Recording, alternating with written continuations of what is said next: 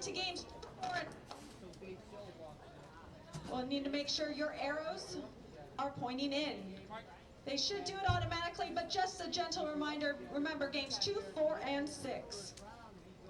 All right, bowling fans, let's pick out your favorite pro and cheer her on. How about a great send-off for round 1 of the PWBA Greater Detroit Open. Good luck, ladies.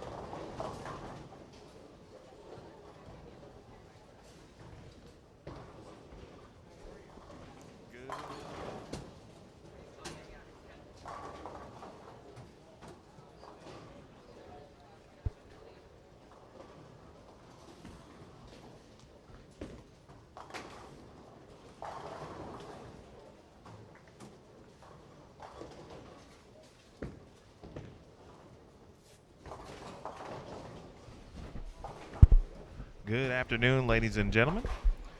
Welcome to Super Bowl in Canton, Michigan, home of the PWBA Greater Detroit Open. Emil Williams Jr. here with you. We are behind lanes 33-34, along with 35 and 36 for round one. Of course, with what will be our qualifying and match play coverage of this event. Rocio Restrepo, the defending champion.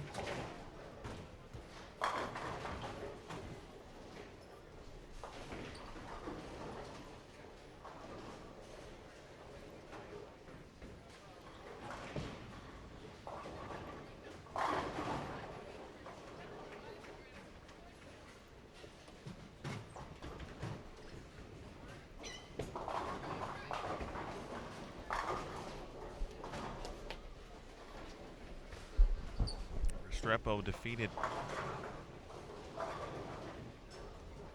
Lee Jane Sin in that very championship match last season. Lee Jane having a heck of a start to her 2017 PWBA season. And I specify her because she's only here for 4 events. This is the third of those 4. And so far, she is 2 for 2 in capturing the top seed for television.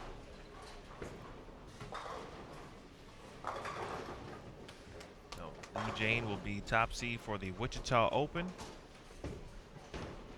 as well as the Pepsi PWBA Lincoln Open. So we'll see if she can make it 3 for 3 here. Joining her on 33 and 34, Rookie of the Year candidate Brittany Smith, Haley Lundy, and Missy Parkin.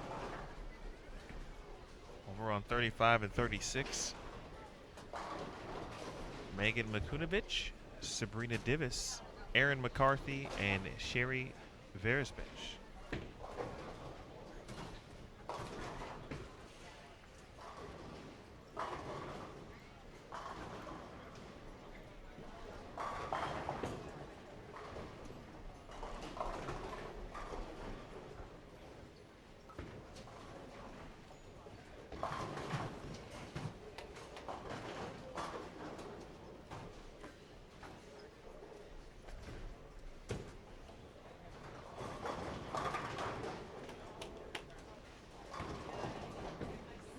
As always, you can head over to pwba.com/live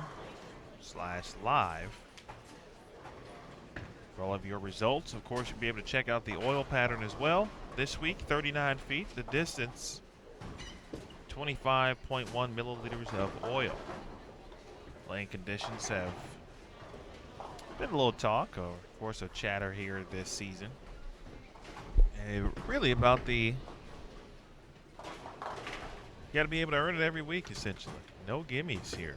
Pretty tough patterns. Some tougher than others, certainly, so far this season. From practice yesterday, but only so much you can get from the kind of the tail end of practice. But there could be a few more strikes, certainly, this week. Here is Lee Jane. And that one is through the nose. Lee Jane Sin, Erin McCarthy take care of a 9-pin there. So check out the oil pattern again. pwba.com/live. Of course, pwba.com. Find the tournaments tab. Click on the schedule.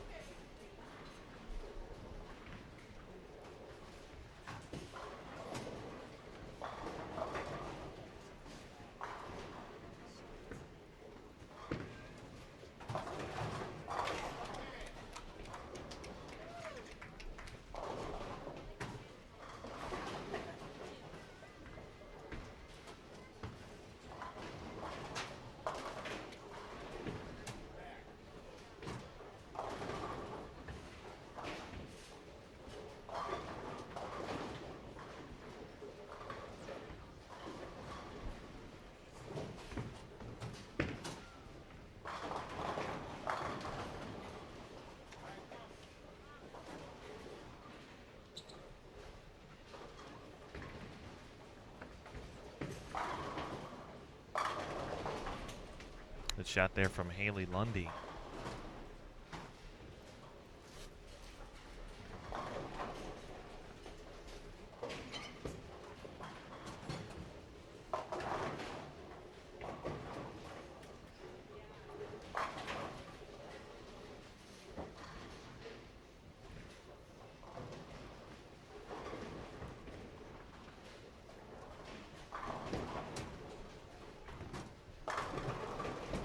All right, Missy striking in the 7th. Send a congratulations to Missy, along with husband Drew. They are expecting. So congratulations to the Parkin family. Certainly a new addition to the family. Thoughts and prayers go out, certainly, as they prepare to bring another life into the world. In many ways, it does not get better than that.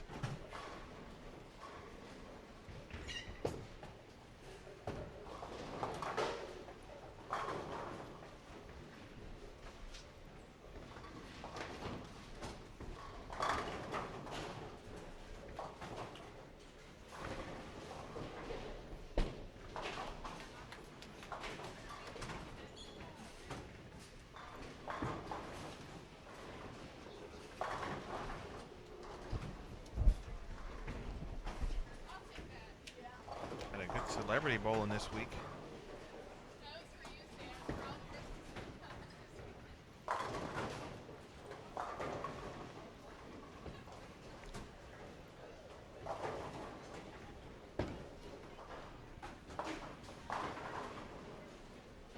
Cheryl Daniels, USBC Hall of Famer. 10-time PWBA titleist, of course, from the Detroit area.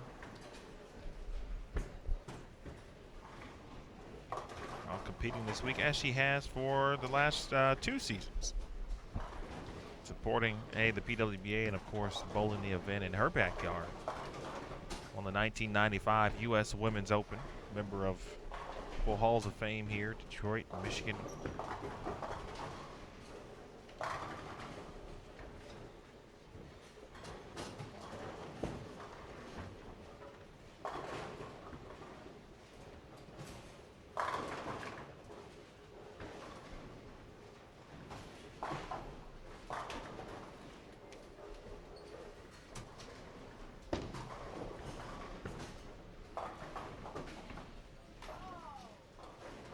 Give you a good look here at Cheryl.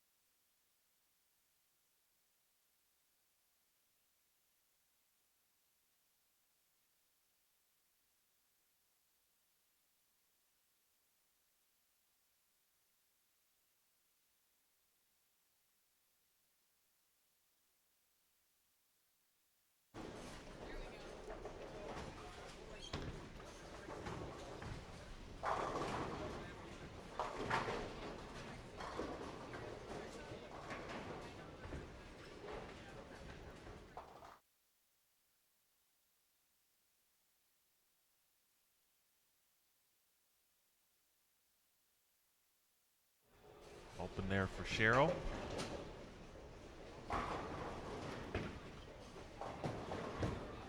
Cheryl can get down with the vocals as well.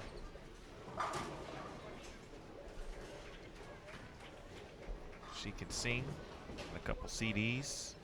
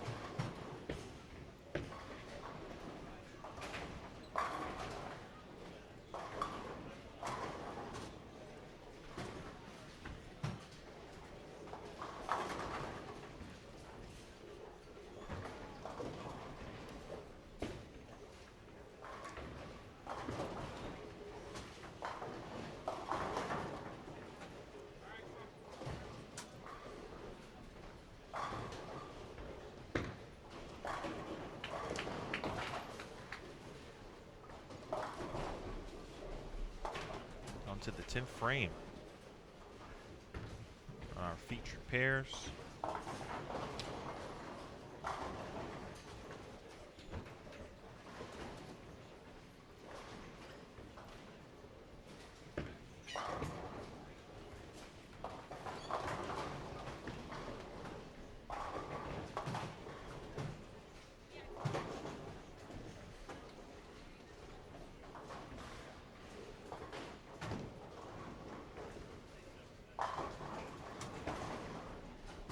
Big thanks to the proprietors Mark and Diane Voigt here at Super Bowl.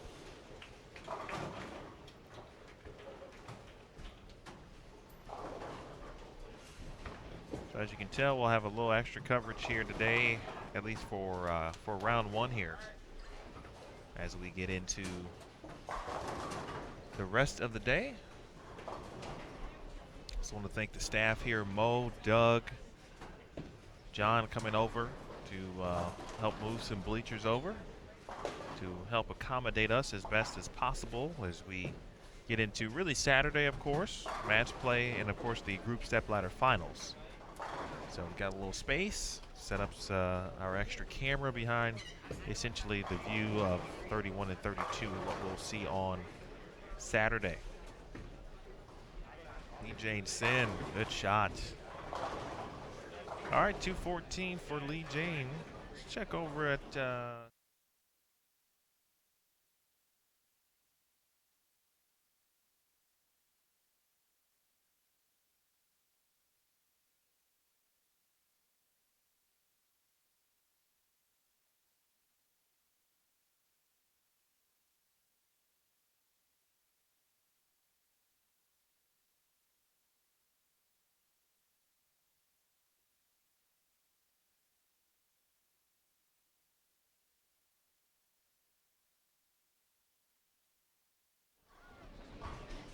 Cheryl Daniels.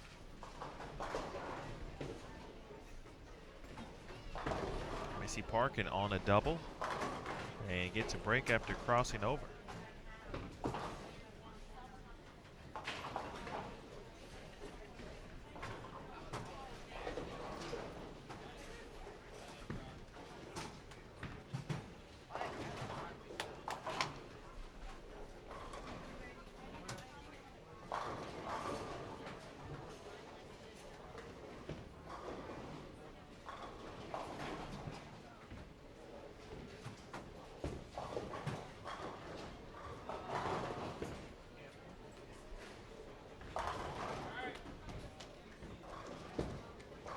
.202 for Cheryl Daniels, 216 Sierra Kanemoto.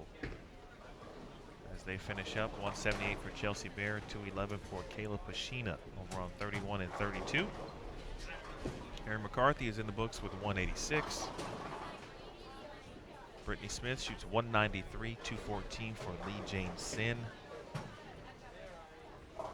Haley Lundy after the spare. Final shot here in the 10th frame.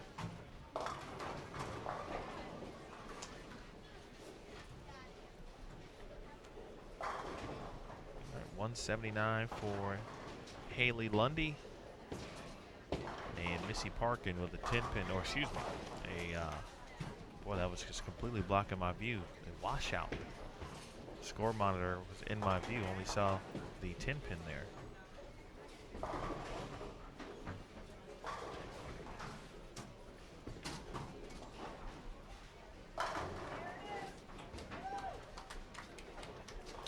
Davis struggling a little bit here in game number one, and gets a good shot here. First ball of the 10th frame.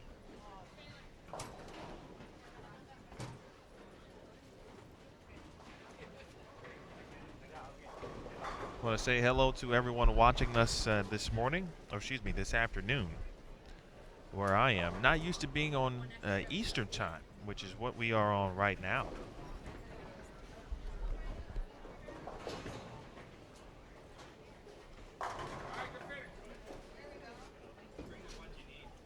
So some folks are still over on Central Time. How about that? And of course Pacific Time as well. Good finish there for Sherry. Strikes out in the 10th, shoots 191.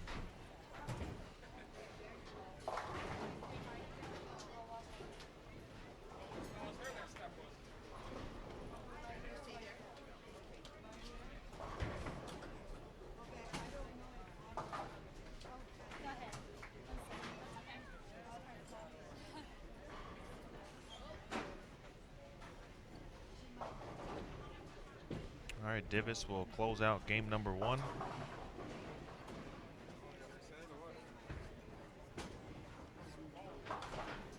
We'll get ready to receive Brandy Remy. Remy from Livonia, Michigan. Got a few guests this week from the area, a couple of non-members. Remy said she's had a pretty good year, or it's been a pretty good year so far. And has bowled well in several events here around the area, and has an opportunity to compete here at the Greater Detroit Open. Wanted to take full advantage. Had a pretty good look in practice yesterday, so we'll see how things play out here. Brandy will be joined by Megan Kelly, Sandra Gongora, and Natasha Roslin.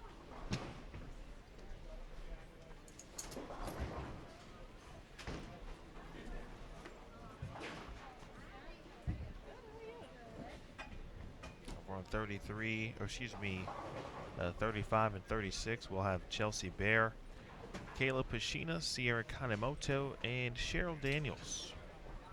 And our bonus today will be Diana Zabyalova. As we get into game 2, Jenna Law from Milford, Michigan, Elise Bolton, and Marion Singleton, bowling her first PWBA event this season.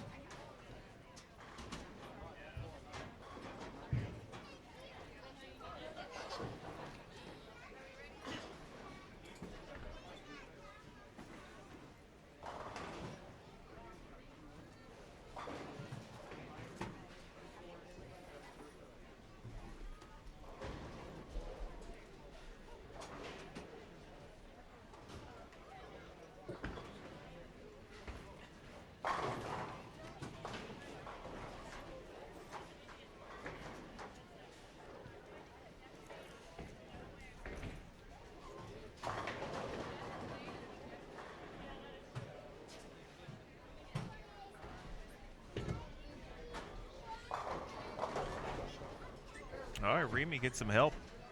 So Brandy is off to a good start. Again, Brandy Remy, Natasha Roslin from Malaysia, Megan Kelly, and Sandra Gongora, of course, from Mexico.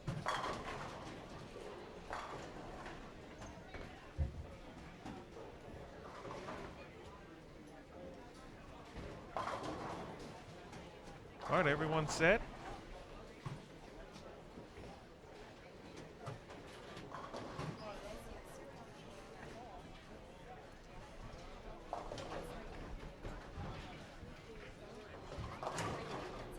Good shot there for Gongora.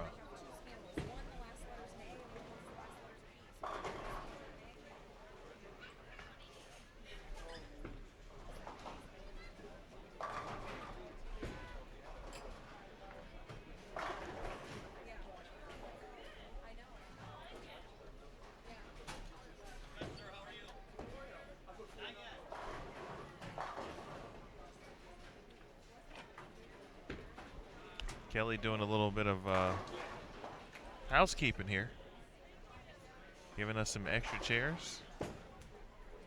Kelly Kulik, that is.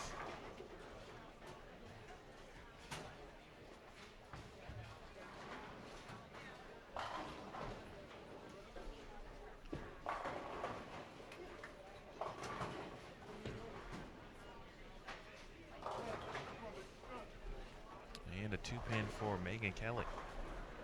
Again, appreciate everyone joining us early. Already commenting on our live now. Appreciate that, Sal. First of all, hello, Sal. And it's Sal with the best last name of the business, but a Capoli. Hello to Troy. Troy says a toasty Southern California. Well, it's a little toasty here in the D, Troy. It's a little warm in Detroit. Right now, of course, Canton, Michigan, the actual city the bowling center is in, of course, in the Detroit area. But Sal noticed something, of course, and let's get that all changed up. Essentially didn't have that audio, our main audio, checked when we made the switch. Good thing we got that picked up early on. See, that's why the viewers are very important, because it's a two-way street essentially. When you notice something and you have an avenue to let me know, I definitely appreciate it. Sometimes, obviously, when you're in the heat of the moment, when you're doing the job, you can't always be able to listen to what's happening, and so you try to cover all bases beforehand, but sometimes you miss some things. So thanks again, Sal.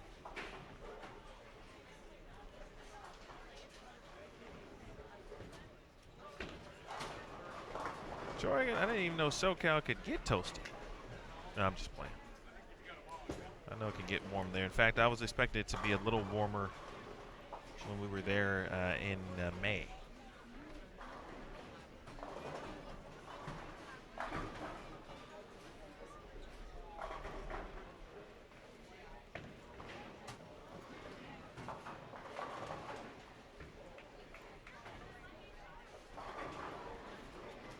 Also, Troy, I appreciate the kudos over on the website, Stand Front. Thank you very much. It's a big thanks over to our creative team and our PWBA designer, for example, Rita Moore. They put in a lot of work into the creative portion, certainly, of the look, and to be able to execute it and make sure things work. So good team effort there, but do want to send some shout outs to Rita.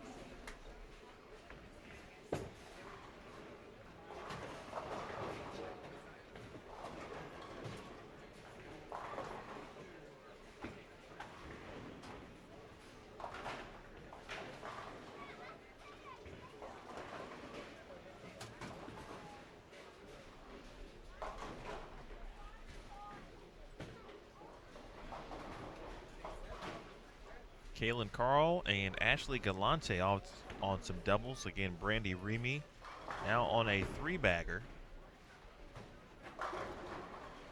This week, 107 players in the field.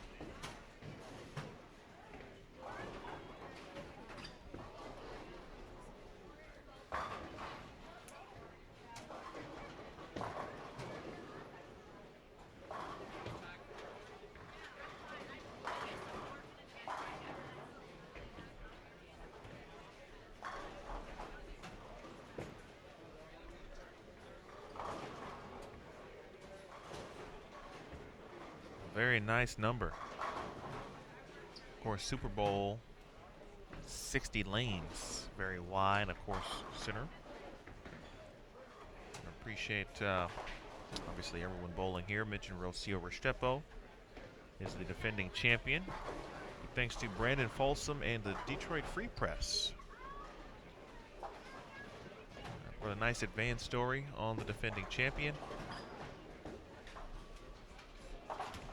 Posted that last night on Instagram, and we will post it again today via Facebook and or Twitter, of course. But if you're curious, be sure to check it out. It's on the Detroit Free Press website. It is online. I was able to pick up the morning paper, or excuse me, the paper yesterday, I should say at night. My goal was to pick up a couple yesterday on the way to the bowling center. It's Brandy Remy now with 4 in a row. But after we left the bowling center last night, we stopped over at the gas station. Wanted to make sure we pick up a copy. Brandon had told me that the story would be in Thursday's edition of the paper. So again, appreciate the coverage.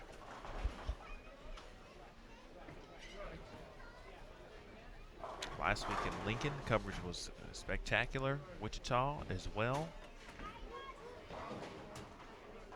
Good traction as we head into the second major of the season next week. It's the Go Bowling PWBA Players Championship.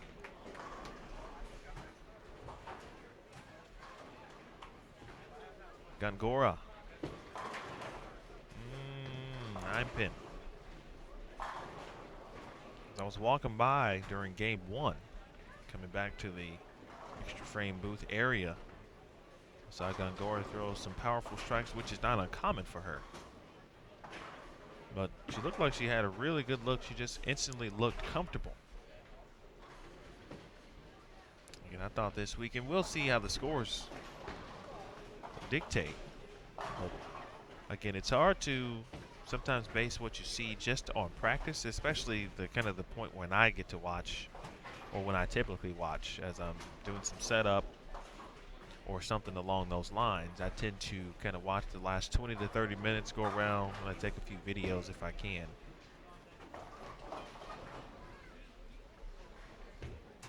Here is Remy. So for example, watch what Brandy Remy is doing. She's able to go left to right here early. Saw a few players going left to right, and again, some still playing, trying to keep their angles in front. Lanes tend to be, or seem to be, so far early, a bit more forgiving than they have been in the past. You may be able to give away the pocket. And for some, that will be a much welcomed addition to the tour season, of course. The patterns certainly have forced many players, and I'm talking about they've always practiced. They practice continually, of course, to be at this level. But it has caused some alerts to go off, essentially. Almost kind of reevaluate mid-season what's working, what's not, what do I need to work on for some of the patterns that we've seen, and to make sure I'm in tip-top shape still. There's certainly nothing wrong with that. Always an opportunity to improve your game, as Megan Kelly takes care of the 3-6. Megan's parents are in attendance here, Linda and Bob.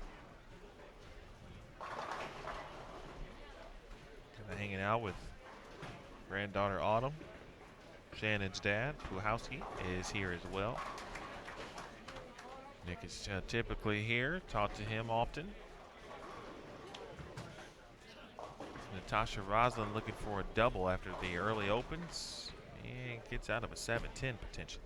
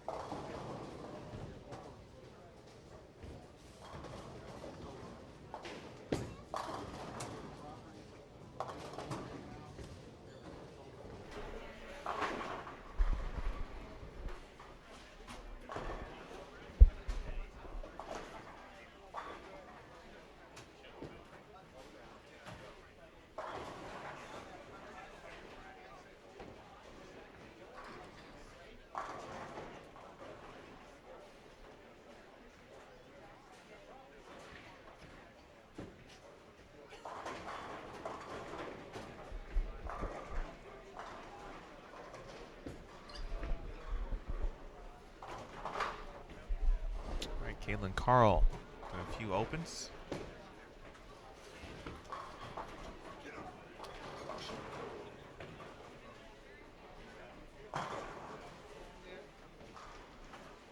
Takes care of the 3-6-9-10.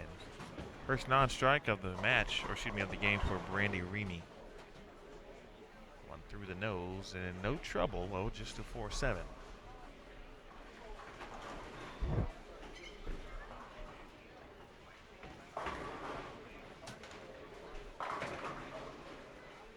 After one game, well, a familiar face, a familiar name is at the top of the standings. It is Liz Johnson.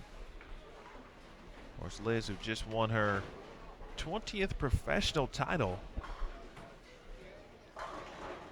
We saw it air Tuesday on CBS Sports Network. Liz shot 278 out of the gates here. I can't draw any conclusions from Liz Johnson shooting 278 because that is certainly not an uncommon feat from one of the greatest, and arguably for many, which is a different conversation, and we could certainly have it, the greatest of all time.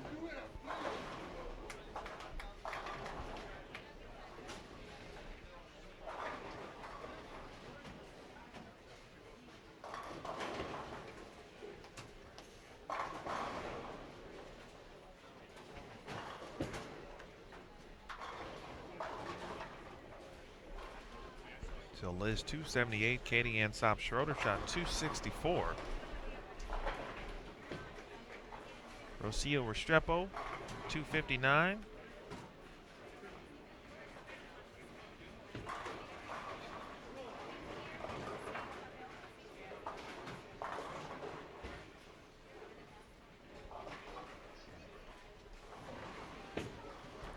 Restrepo shot 259. Zabyalova 256. Jennifer Russo 255.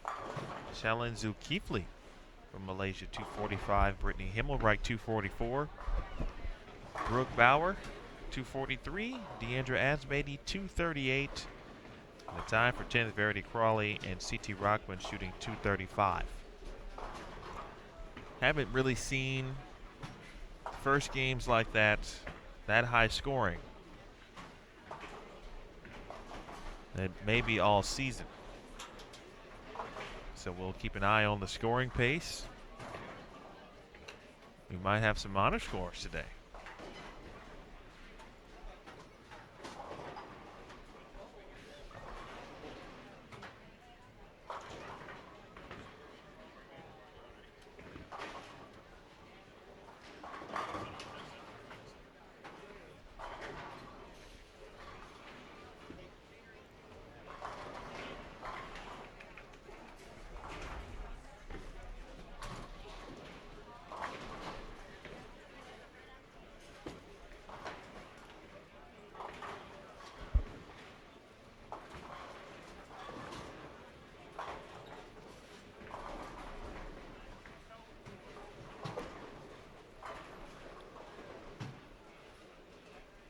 Hello, John, watching, of course, in Oak Lawn, Illinois.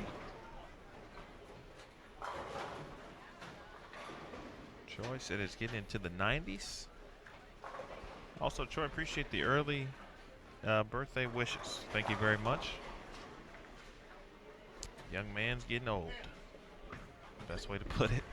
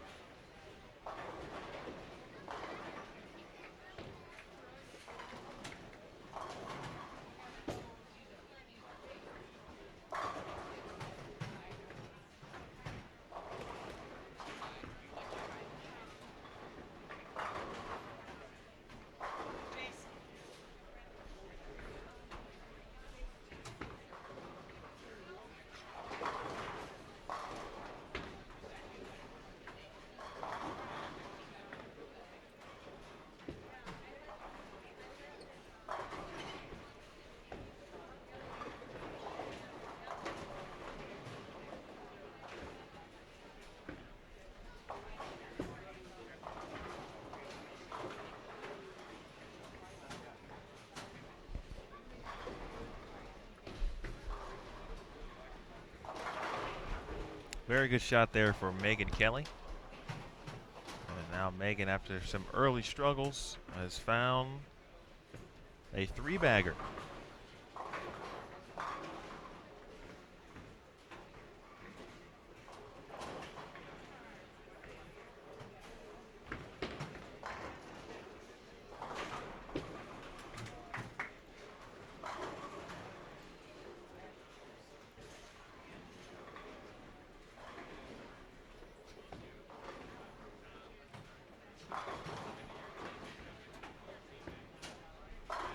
Again, this week's oil pattern, 39 feet,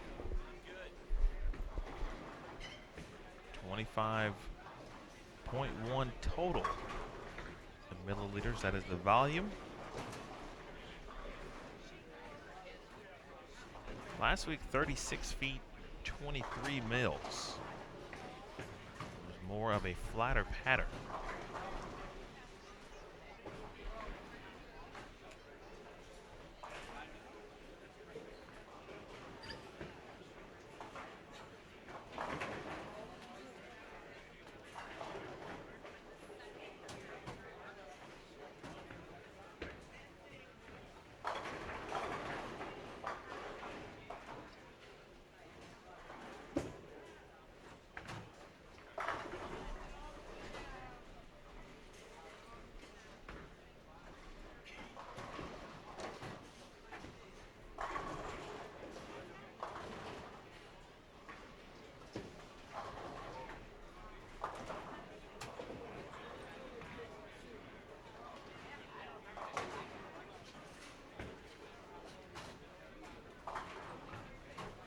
Esther Chia, Andrea Bear, Kaylin Carl, and Ashley Galante. 35 and 36.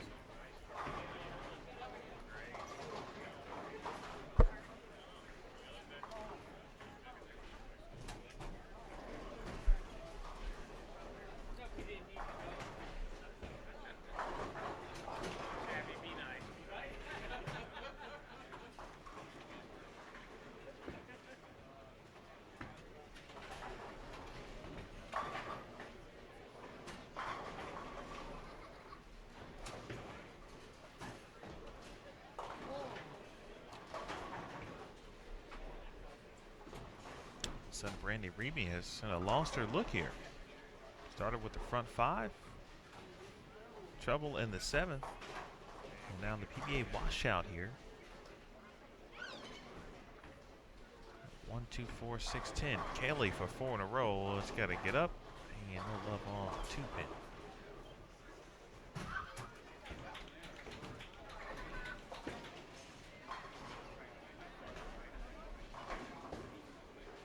Troy mentioned it a little bit, but PWBA.com did get a refresher, essentially. So you'll notice some essential differences, of course, is Remy. Just wraps that pin around the 10, just like a normal 1-3 pocket hit, just like that. Unbelievable. Nonetheless, but be sure to check it out, PWBA.com. And you'll notice some of the players, of course, which is exactly what we would certainly want to see and what we want to have. The players representing the organization, because it is theirs.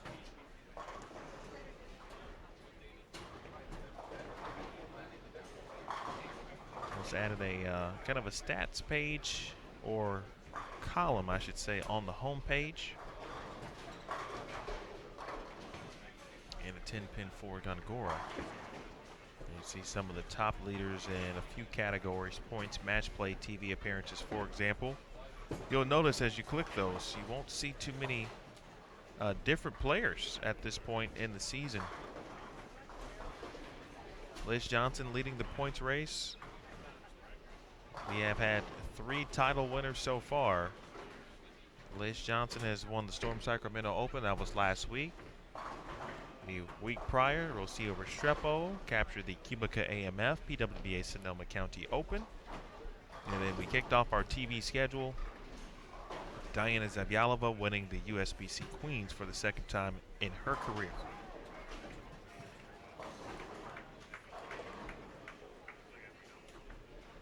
If you go to PWBA.com and click on results, it'll take you right to the live page. Schedule, of course. We've got some of those quick links and quick tabs for you as well.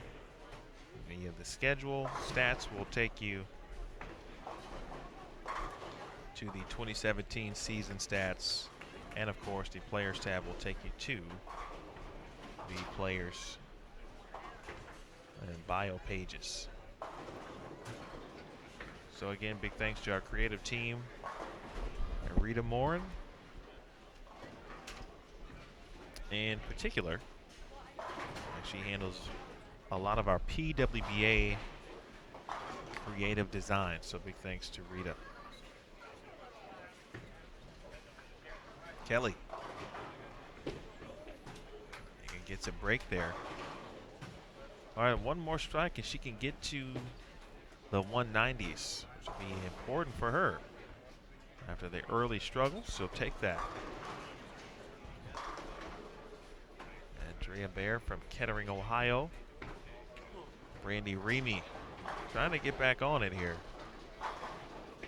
Last 4 or last 5 frames really have not been kind. 10 pin. I'm sure she will not lose any pins, essentially, after really the good start here.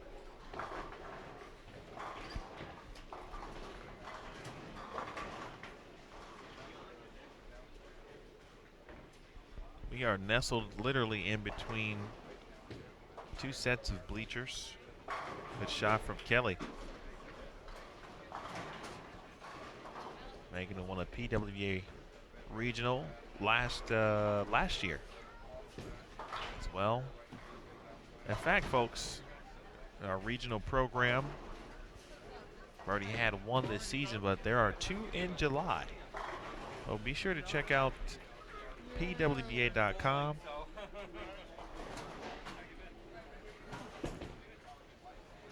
Click on tournaments and regional events. You'll see what's upcoming. So if you know any players, anyone who is interested in becoming a professional or trying their hand, this is obviously a great opportunity, great way to do that.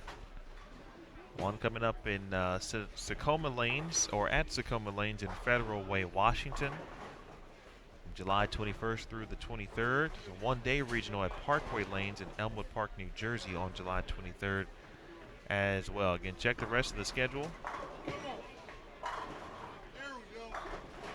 6 more regionals between July and October. So if you're interested, again, check PWBA.com. Go on tournaments, you'll find the regional events. Of course, the regional program in conjunction with the Professional Bowlers Association.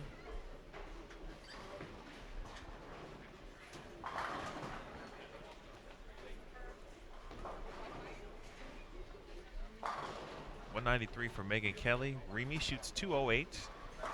Rosalind high flush and gets the late tap on the 7-pin. Kaylin Carl going to finish it out, and she 9 pins for 178.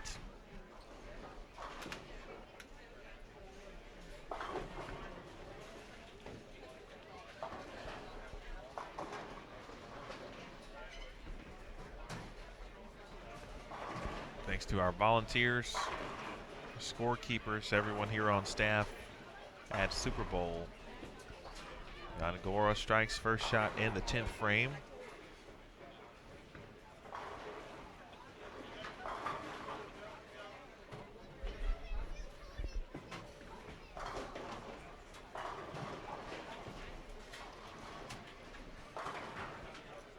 And a 9-pin for Rosalind. But when you're trying to make up a few pins and not make it too bad, 9 pins in 10th frame certainly do not help. Galante wraps a 10-pin. She was looking for a double.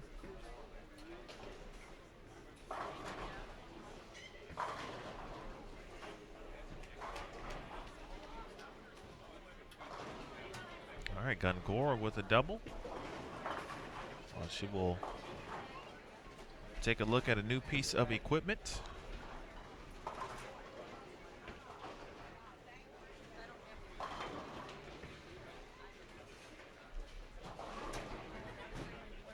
.143 for Natasha. 213 for Andrea Baer.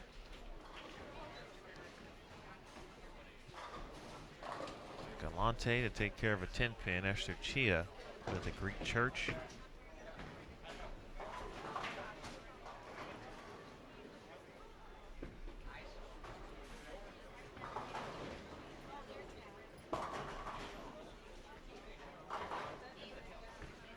All right, 214 for Andrea, or excuse me, for Sandra, excuse me.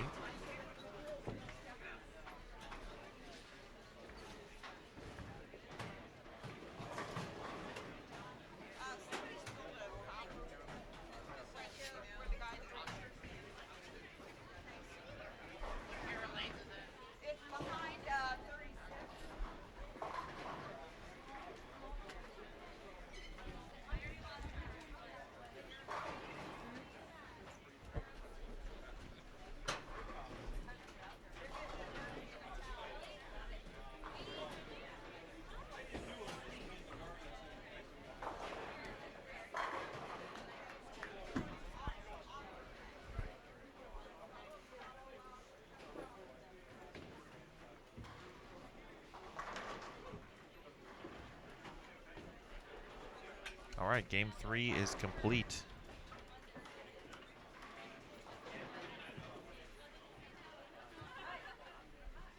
Or game 2 is complete, excuse me. We're heading to game 3. Course 3 of 6.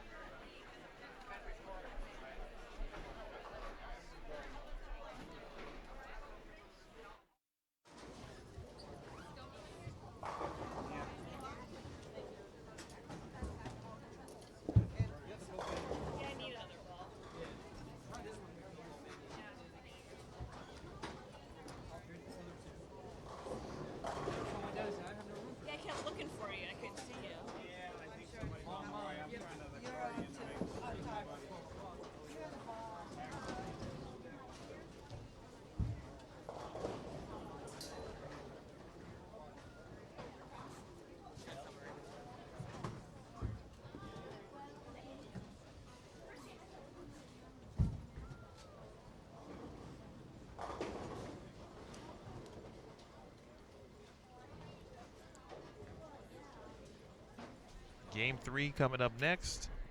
Will feature Giselle Poss from Montgomery, Illinois, formerly of Vanderbilt University. Ann Coleman, the amateur from Fairborn, Ohio. Leanne Holstenberg, USBC Hall of Famer.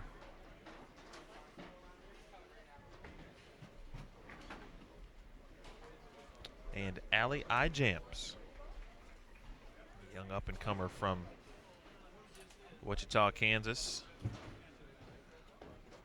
Allie originally from California. It's a very good cross here. Over on 35 and 36, we'll have Deandra Asbeatty from Chicago. Dee has the fam with her again this week. She's got Madden and Jersey.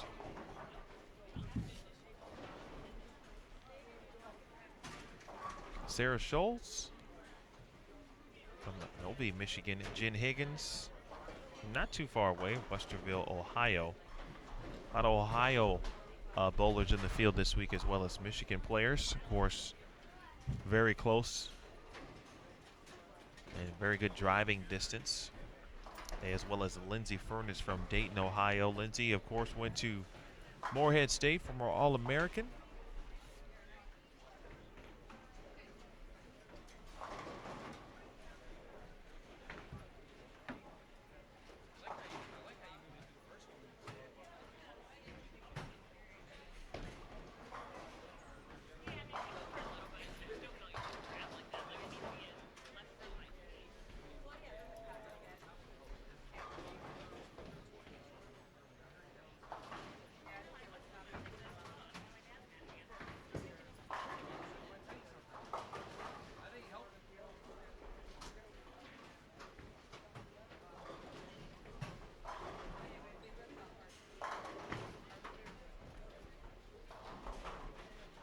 Colsenberg starts with the Greek Church.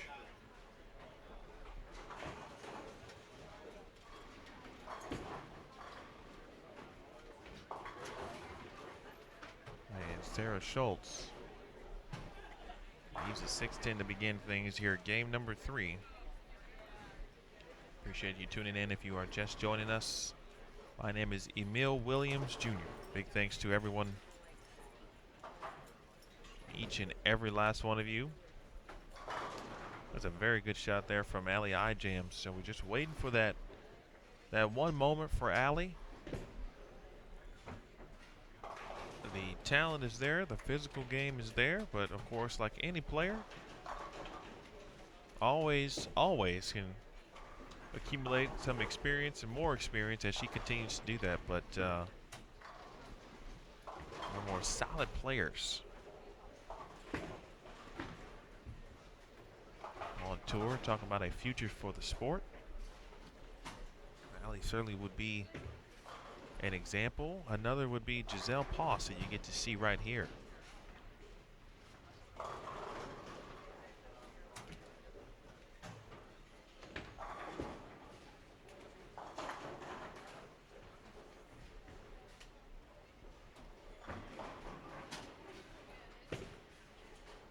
As Beatty. All right, out the gates. Good shot there for D.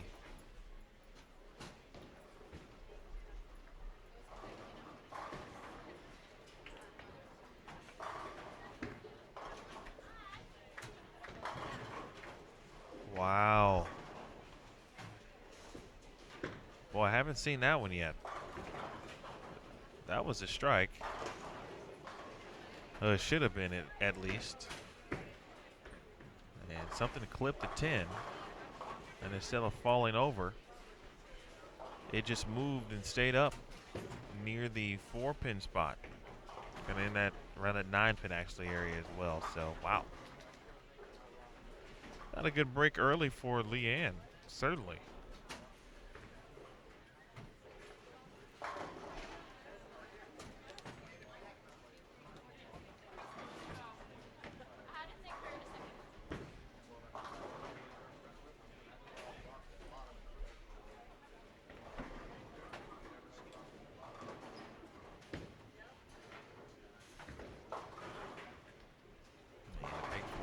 Start for Ann Coleman. Second frame, excuse me. Spare for Schultz.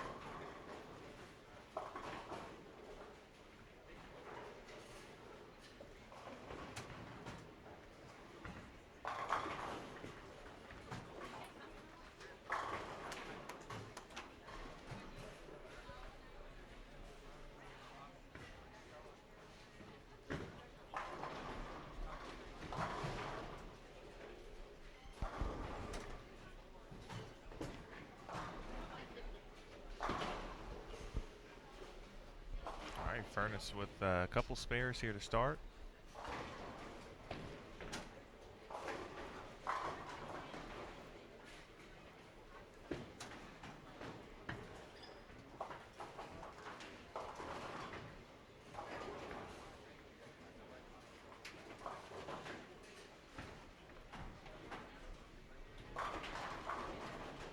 Be sure to get your bowling fix, of course, via Extra Frame.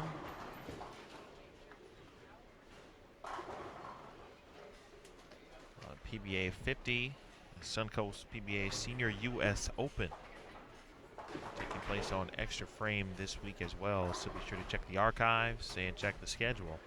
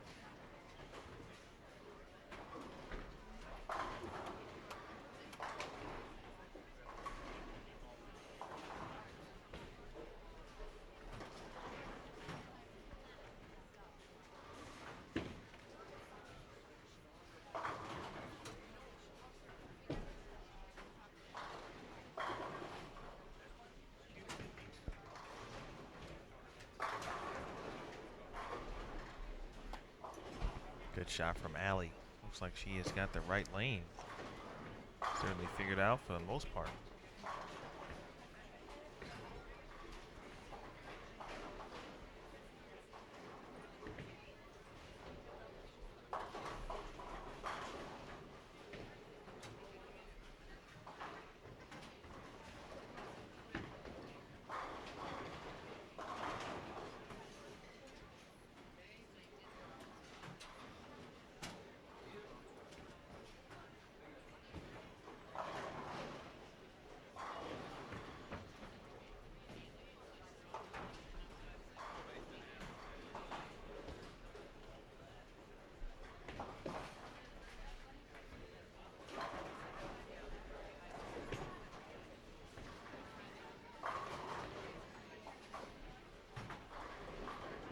Beatty, week 10 there, looking for 3 in a row. Jen Higgins already with 3 in a row.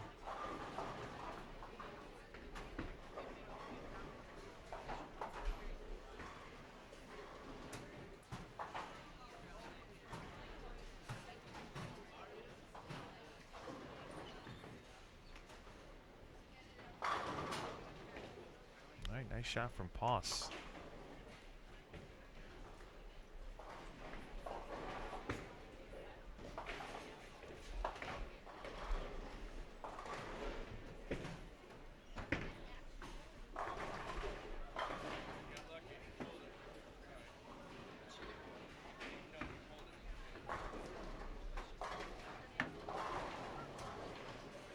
We are in game 3 if you're just joining us. You can join the conversation if you'd love to have one. I'm always up for having some combos in regards to the tour, of course. One of the key combos ongoing right now is essentially how good can Liz Johnson get? She's already, that's not even actually good. It should be great. And just this season alone, she has made 5 consecutive, or qualified for 5 consecutive TV finals. A streak that started with the Storm Sacramento Open. It's the second event on the schedule this year.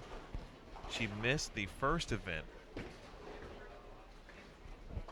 And I missed saying, saying she missed TV. And she missed match play by a spot, finished 13. And it has since, of course, has qualified for 5 consecutive and has 1 win so far in those 5. The record for consecutive PWBA TV appearances is 6.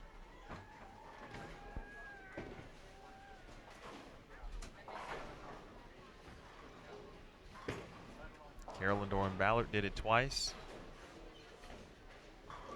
Carol Giannotti, Nikki Giannoulias, and Lisa Wagner have all done it. So think about that list and where essentially Liz could fall in that, within that category. So the question is at this point, which many have asked, and it's a very good question. At this point in her career, 20 professional titles.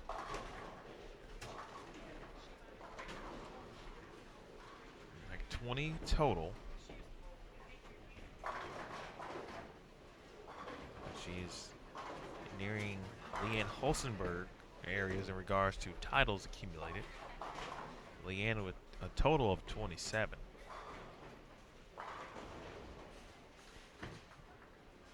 And 26 on the PWBA Tour, of course, won the U.S. Women's Open. A few years back at what is now AT&T Stadium in Arlington, Texas. But is Liz Johnson the greatest female bowler of all time? Many say yes right now. Some still give the nod to Kelly Kulick. Those are the two that are generally in the discussion. And then, of course, you still have players like Leanne, players like, of course, Lisa Wagner, the all-time tour titles leader with 32. But really, what you get down to is you almost have to simulate what could have happened. Obviously, we don't know. Minus the years in the hiatus, 12 years. If you just thought Liz would win one title every year, well, that would be another 12 titles, right? So we know that doesn't always happen. So even if you were to break it down, if she won one every other year, that would be 6.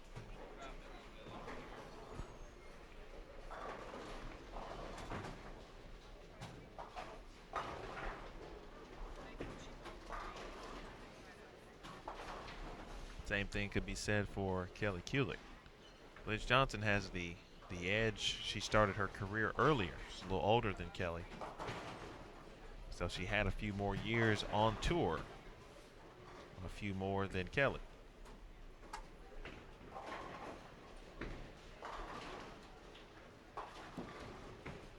Always a good topic to discuss, chat about, of course. A lot of things that obviously we won't know and because of the way history shook out, but the future certainly can be affected and continues to be affected weekly by both Kelly and Liz. Then at some point we'll turn our attentions to someone else. Someone as young as Allie Ijams, for example. The 25 and under players, even to an extent the 30 and younger players.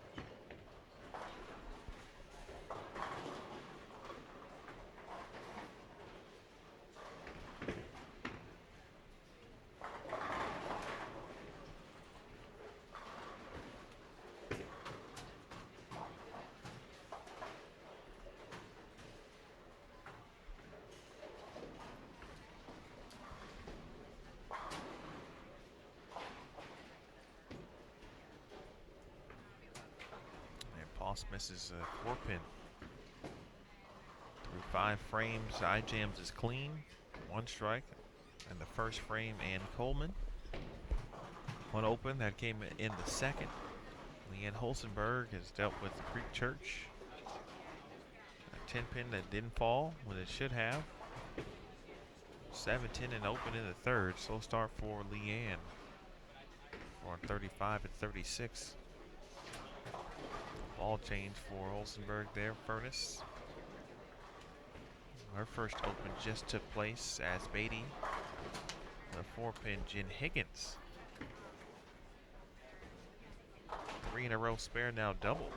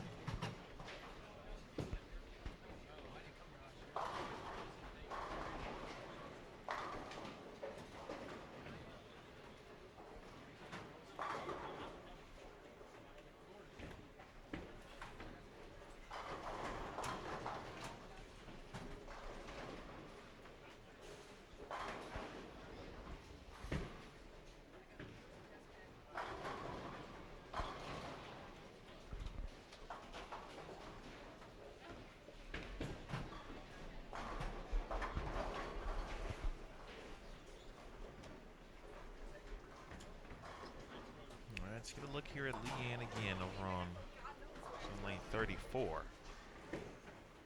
Much better shot there and a good quality result.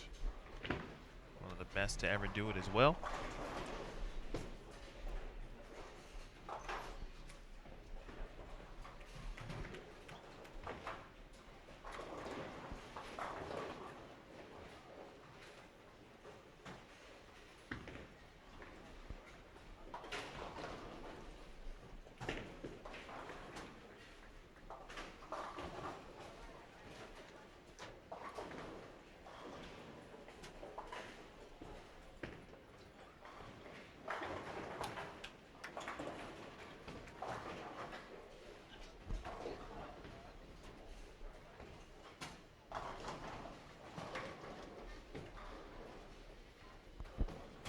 Certainly think someone you would think about if there was a tour had it not been on a hiatus for so long. Deandra Asbeatty would certainly have her fair share of titles at this point. I don't think there would be any doubt about that. I mean, she was the top player for, I mean, a very few-year span. And if someone please correct me if I'm wrong. The early 2000s to kind of before the turn of the decade. Essentially, of course, she won the Queens in 2012. I mean, but she's like the youngest player to be inducted in the World Bowling Hall of Fame. And she was doing some great things for Team USA.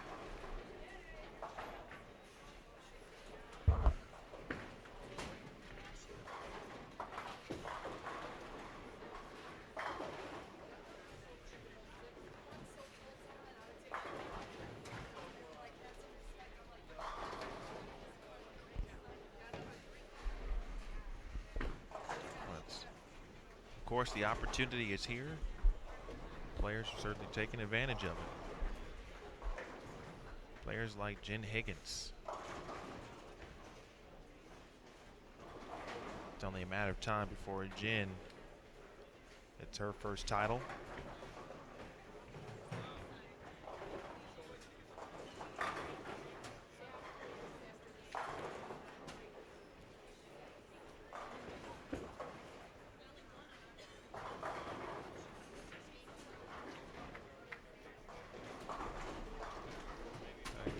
Double. Let's take a look at some scores.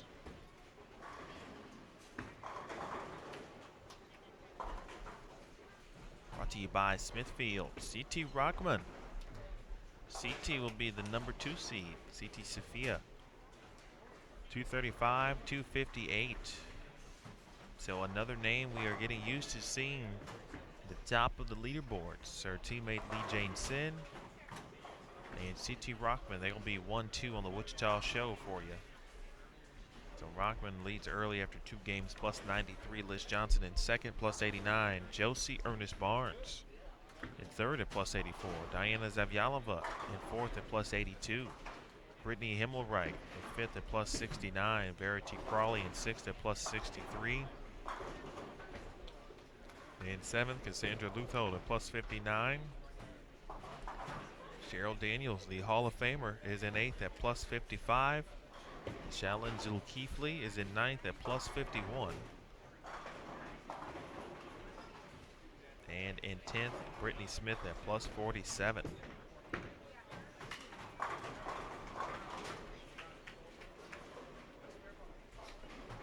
This week, 4 additional cash spots.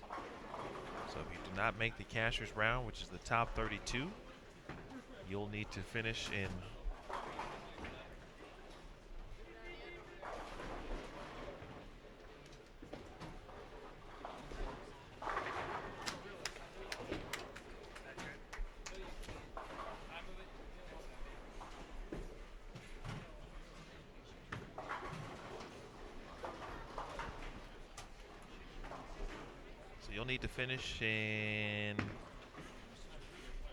36th place. If you're in the top 36, you will get a a check, no matter what. And that is, again, 107 players in the field this week. Good spare for Alley Eye Jams, keeping things clean.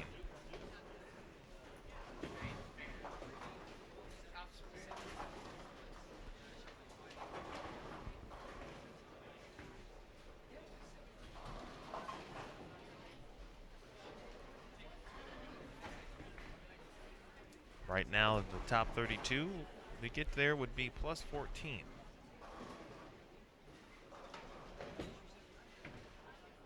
Nice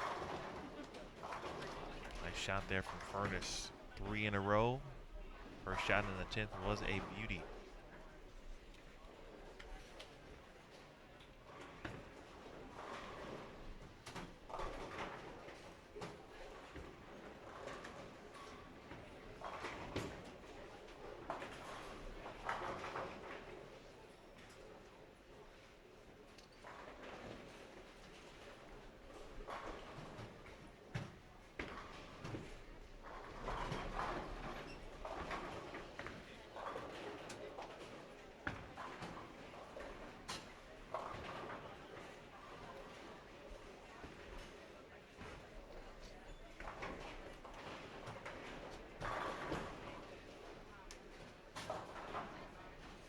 Went through the nose for Lindsay, originally from Centerville, Ohio, and now living in Dayton, the Morehead State and Central Florida.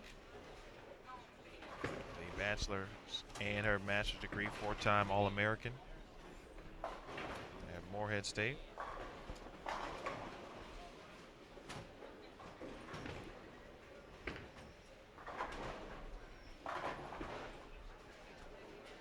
Two-time most valuable player as well.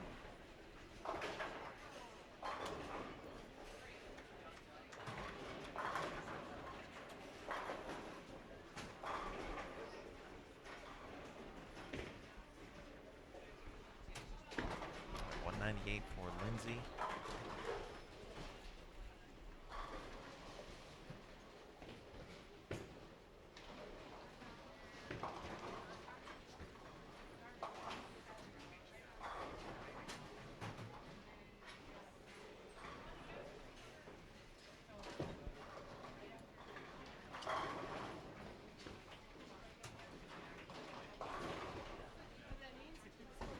Schultz shoots 200 even.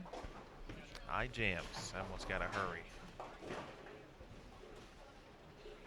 She may have lost it a little bit at the bottom there. Now we'll have to continue to put the spare shooting skills to use.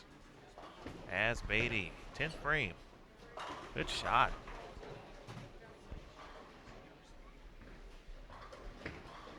Andrew throwing some good ones here in game number 3.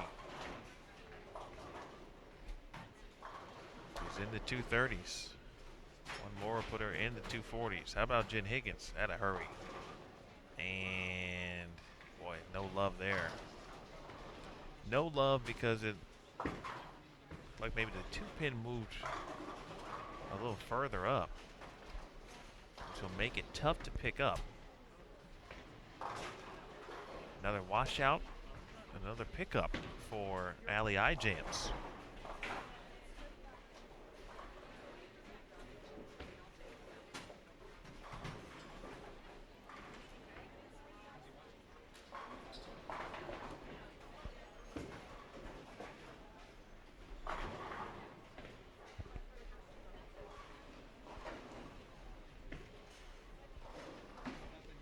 Olsenberg trying to find something here, 10th frame.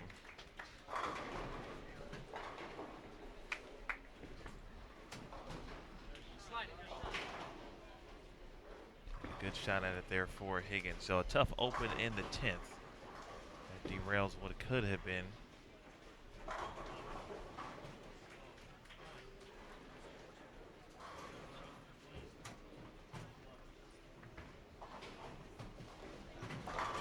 Game. Nice shot there from Giselle Poss.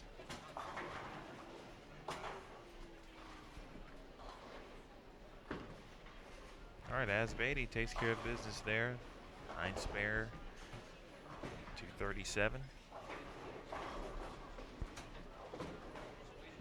Very nice game there for D. We'll keep an eye on both Deandra and Jen Higgins.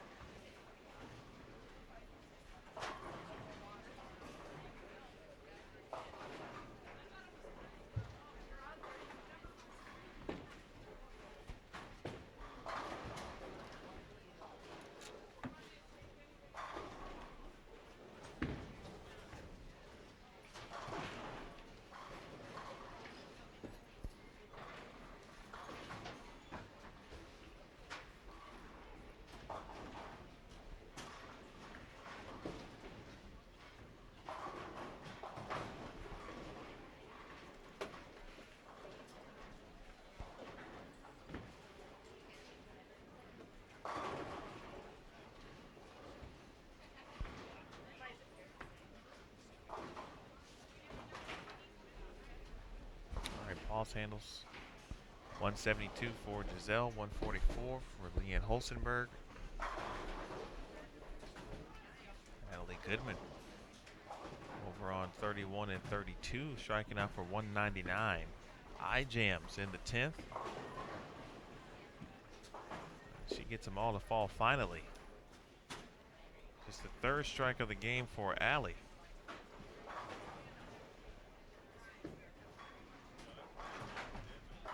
Trying to get to 202 if she can. It'll be a well-earned 202.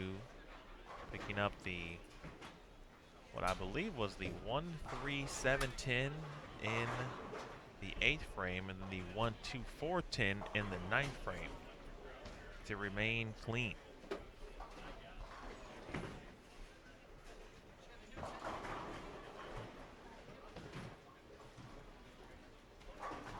Jams coming into your screen here. Push and 3-6-10.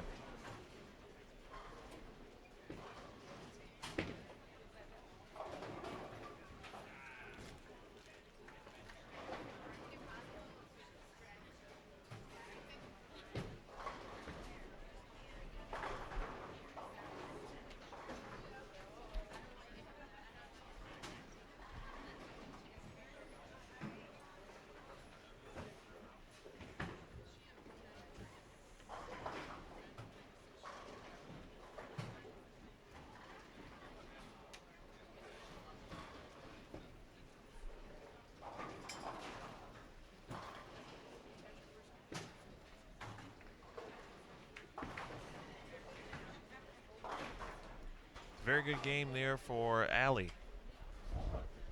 Not high scoring. She certainly showed the ability to make spares. And hopefully she will be able to find a look to the 1-3 consistently. She won't have to work as hard to get to 192. 35 and 36, Julio Chepik, Brittany Ferrara, Summer Jasmine, Danielle McEwen, 35 and 36. McEwen, two-time PWBA champion. Won the Wichita Open in 2016 and the Smithfield PWBA Tour Championship in 2015. Speaking of, well, that event's coming a long way, huh? Held at the International Training and Research Center, which is no slouch, by the way. ITRC certainly has the goods. Last year was at Uptown Alley in Midlothian, Virginia, near, of course, Smithfield Brand Foods. This year will be at the Richmond International Raceway. So how about that? Moving on up to the east side, huh? Be at RIR, part of the NASCAR festivities that week. The old Dominion building, specially constructed lanes. Fans everywhere, NASCAR. So we look forward to having that there and plan to be there. Visit RIR.com. purchase your tickets for the event today.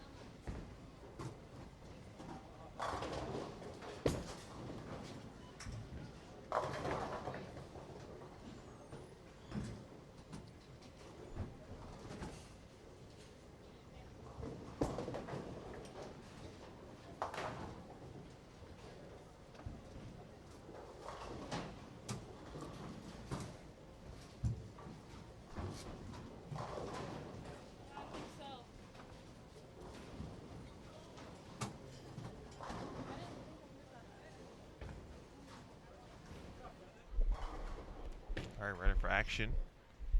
Along with 33 and 34, Daria Payum. Stephanie Martins from Brazil. Jennifer Russo. Angie Ramirez Pereira.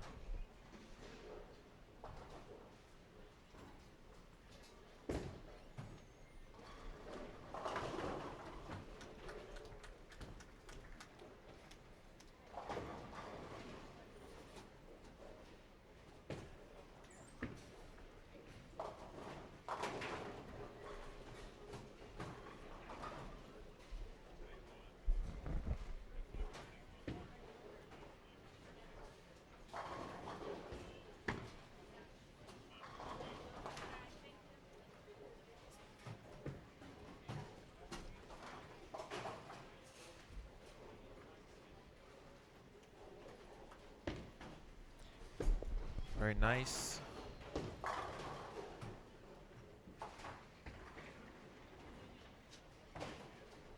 '85-degree day. Just shy of the 2 o'clock hour Eastern time. Had a chance to check out Comerica Park. Those of you sports fans or baseball fans, the home of the Detroit Tigers. Had a chance to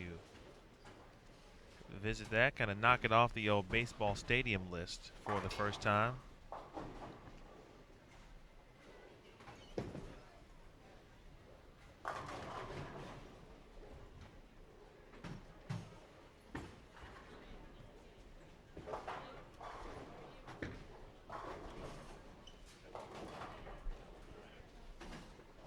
Liz Johnson is near us, so we'll get back to our travels here in just a second. Again, big thanks to all of our viewers continuing to check in. This is game 4. Talked about Liz Johnson a little bit earlier, and many of in regards to the GOAT conversation. First of all, hello, Michael. Michael dropped in Carolyn Doran-Ballard. Absolutely. She certainly deserves to be in that discussion. I don't think there's any doubt about that. You could put Carolyn's season, and I asked this. This is a different question we asked a few weeks ago, and it was actually posed at the Queens by my main man Aaron Smith.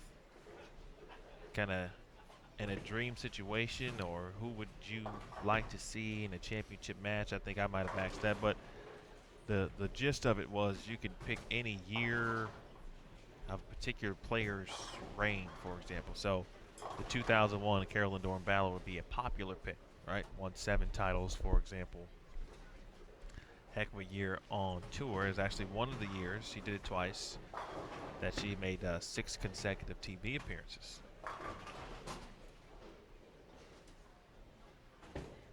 So who else would you throw in there? We got Liz, Kelly, Carolyn, Lisa Wagner, Alita Sill,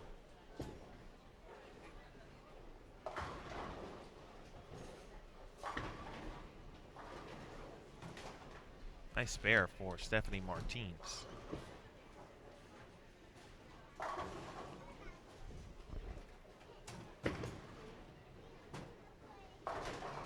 I think from a historic standpoint, and talking about getting women's bowling in the mix, obviously in the 60s, 70s, I mean, Marion Ladowig would have to be in that discussion, right?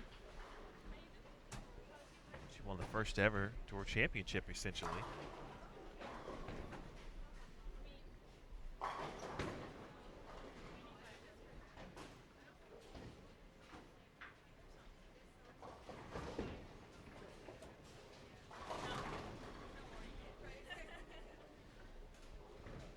Angie from Colombia, by way of went to Maryland Eastern Shore, 4-time collegiate champion there.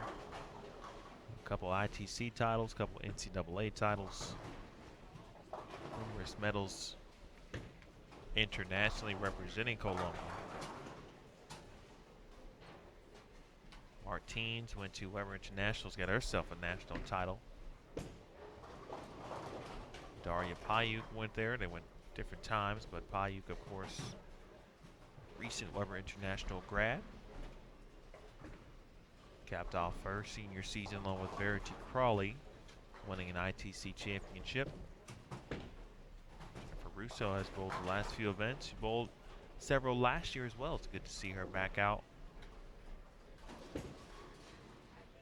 Summer Jasmine.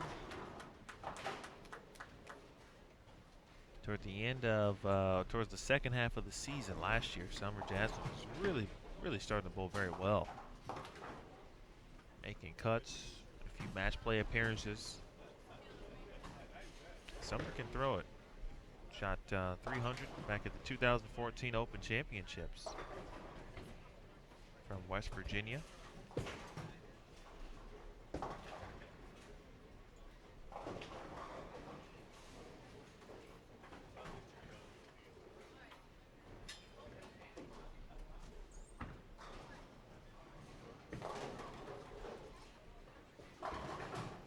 Like to say hello to Daria's parents and everyone watching from Poland. I know she has avid viewers every week. Every time she is on the featured pairs on Extra Frame.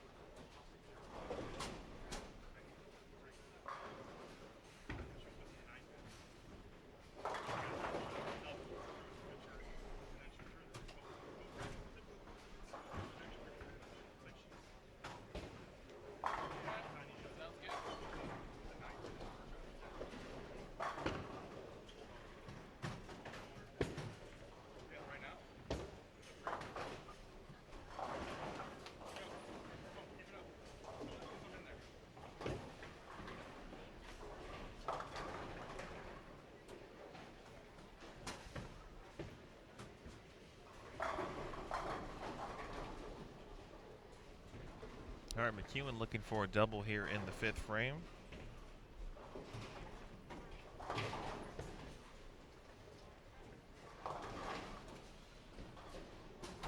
That one just did not read. Martins. And just clips the 10 pin. Oh, Stephanie remains clean.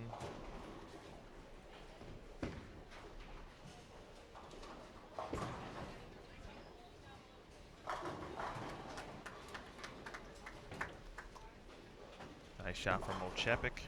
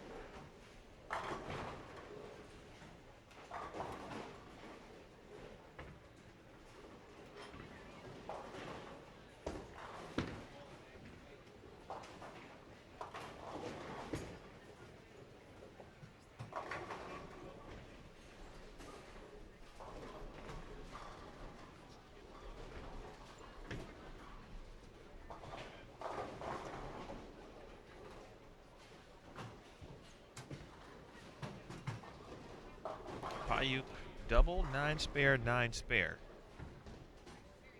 A nice conversation with Daria prior to the start of this round. Essentially just talking about some of the things that she is beginning to notice about her game and where she is, kind of what gets her into trouble.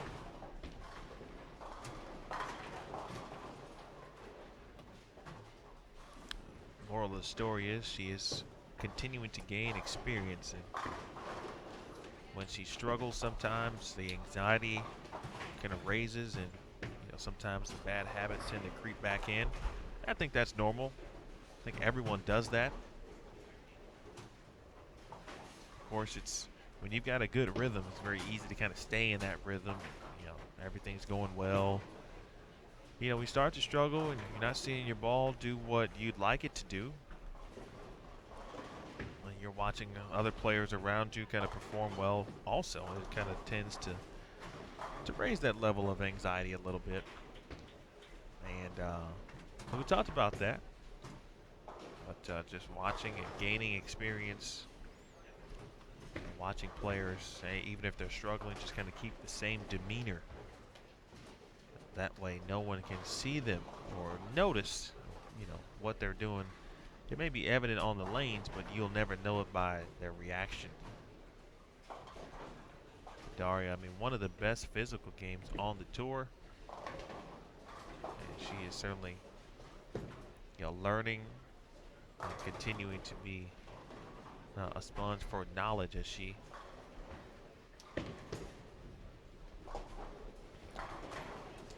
continues to bowl on the PWBA Tour, of course. And really that's that the tour is what allows players now to do that. Young players in certain environments that they're not used to being in.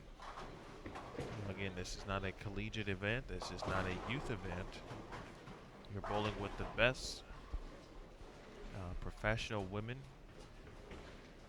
Certainly not all are here, from around the world, for example, but many certainly are. You learn a lot about yourself and how to improve your game. See, that's the Payuk that we know right there. Double, 9 spare, 9 spare, double. She said she liked how her ball looked yesterday in practice, but again, just one shot at a time, continue to learn. Brittany Ferrara to Notre Dame College of Ohio. Her first open frame in the 7th.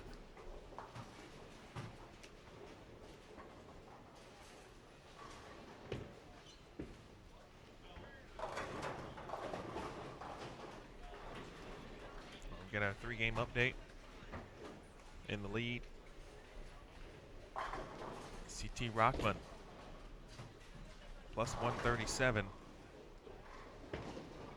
CT won the world ranking Masters in 2009. Youngest player to win the Malaysian Open, won it at age 15. And she is 26. Here's a base to give you an idea. So that's a name, of course, we talk about often because she's made a TV show, the Wichita Open. You may have remembered the name as part of the bowlers from Malaysia, of course, coming over.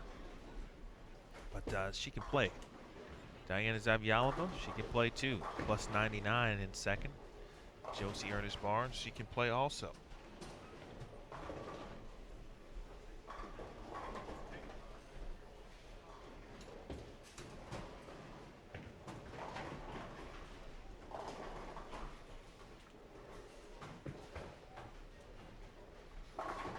Josie Ernest Barnes plus 87.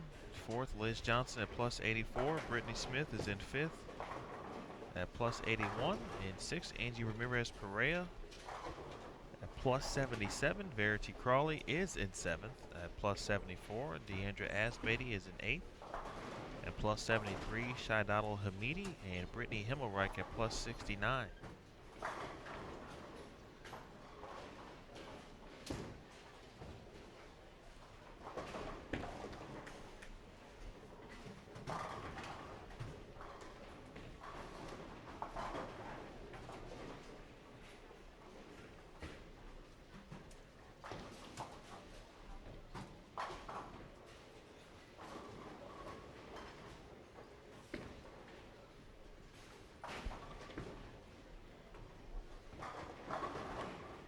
Plus 16 would make the cut at the moment. Top 32 to get a check would be plus 14.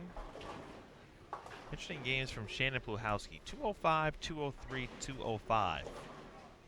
For the southpaw, she has plus 13.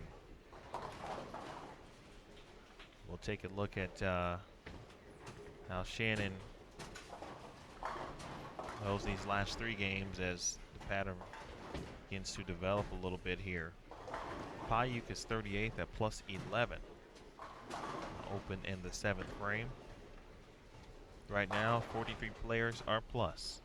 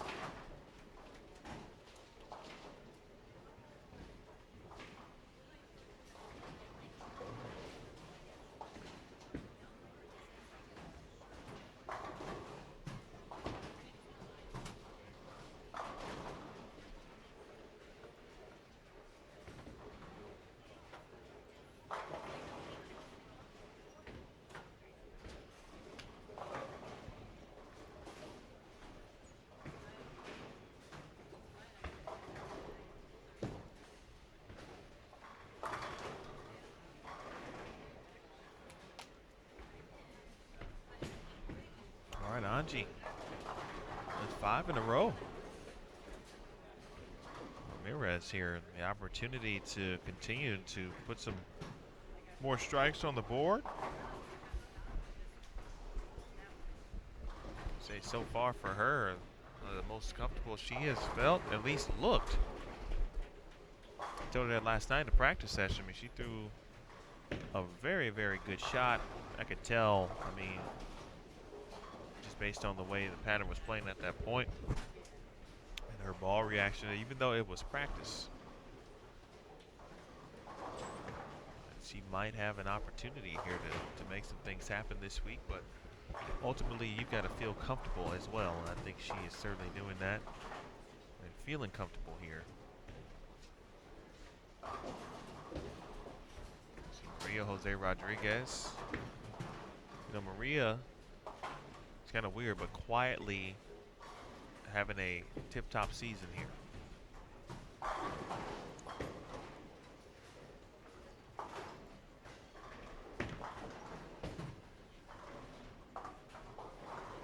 Spare will give her 239 here in game number 4.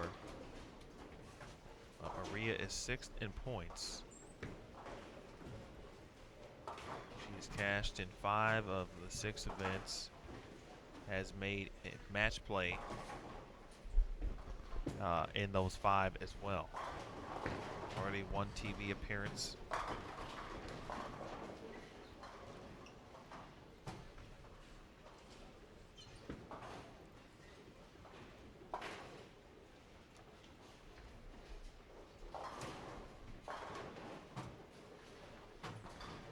All right, Angie will enter your screen here momentarily. She'll be up on lane 33. All right, kicks the 7 out. Good shot there.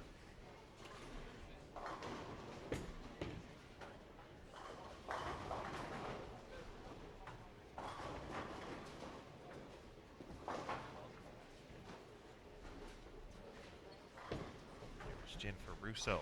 Good shot. Russo with 3 in a row. Russo likes to play inside.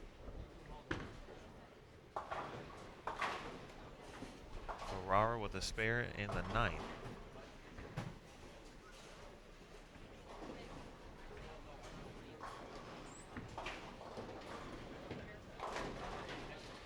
And some help from Payuk on the.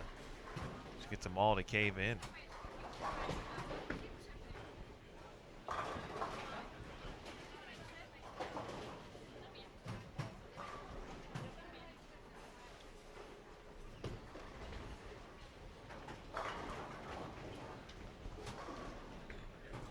Martins finds them all down here in the 9th frame. Oh, Chepik. Good shot, 10 pin in the 10th frame.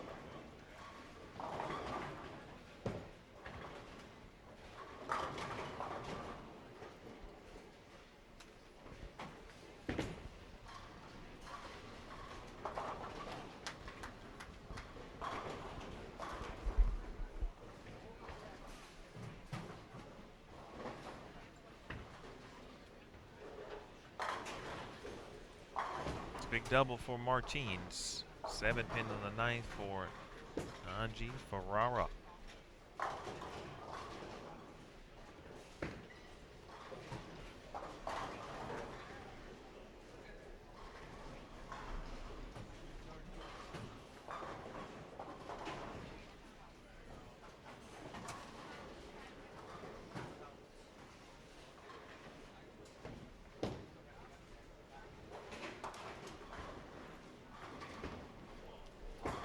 Coming up next in game 5. On 33 and 34, we'll have Clara Guerrero, Sydney Brummett, Melissa Van Dyke, and Amanda Fry. 35 and 36 will feature Samantha Kelly, Rachel Ritzinger, Linda Barnes, and Kayla Bandy. Marissa Thomas is in the field this week. She finished 5th at the USBC Queens this year as an amateur. She is back here in Detroit.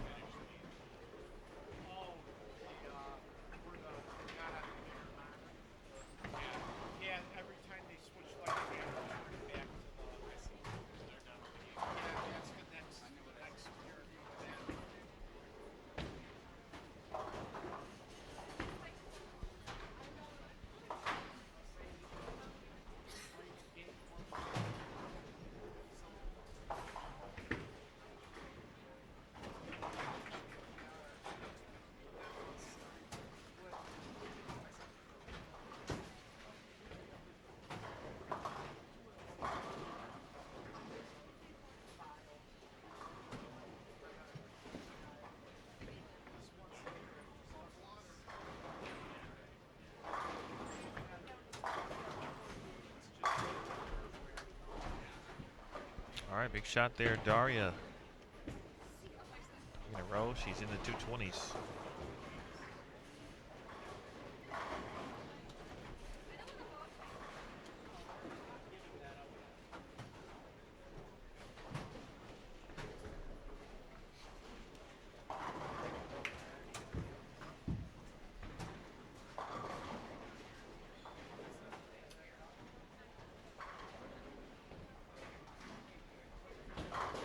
Ramirez in the 10th frame.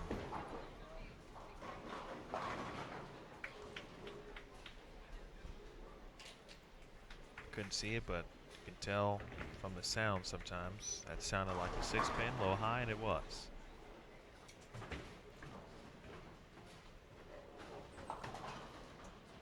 Ball change in the fill. All right, 8-221 for Daria, so working her way up.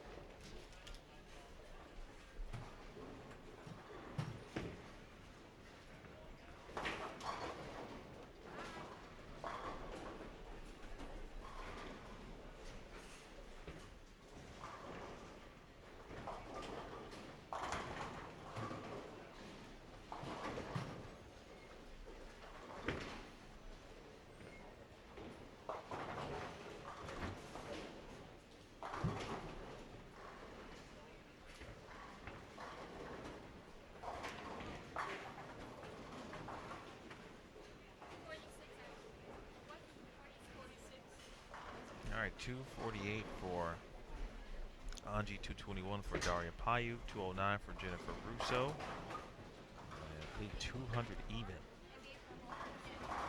for Stephanie Martins.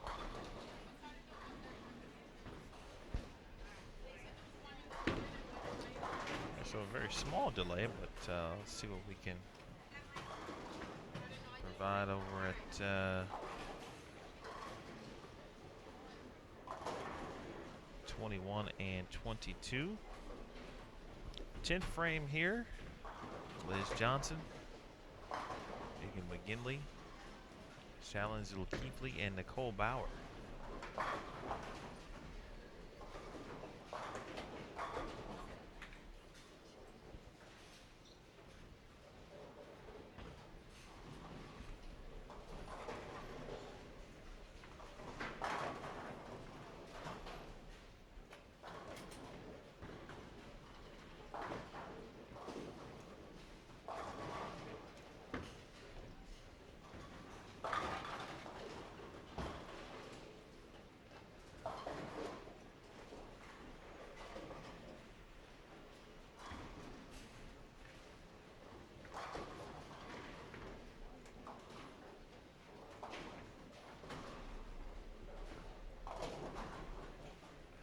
featured pairs 33 and 34 will have Clara Guerrero, Melissa Van Dyke, Sydney Brumman, and Amanda Fry. From 35 and 36, Samantha Kelly, Rachel Ritzinger, Linda Barnes, and Kayla Bandy.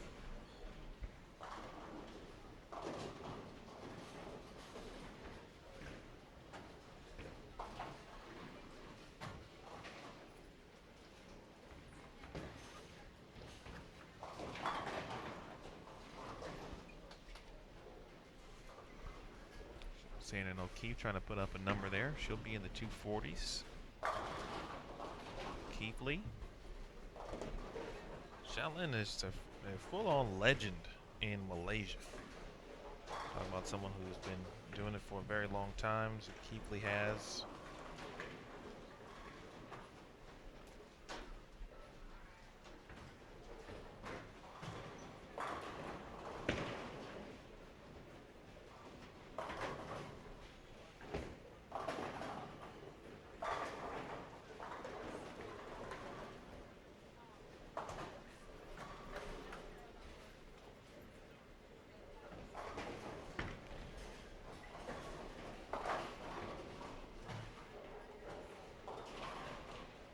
First female to win the World 10-Pin Masters in 2010.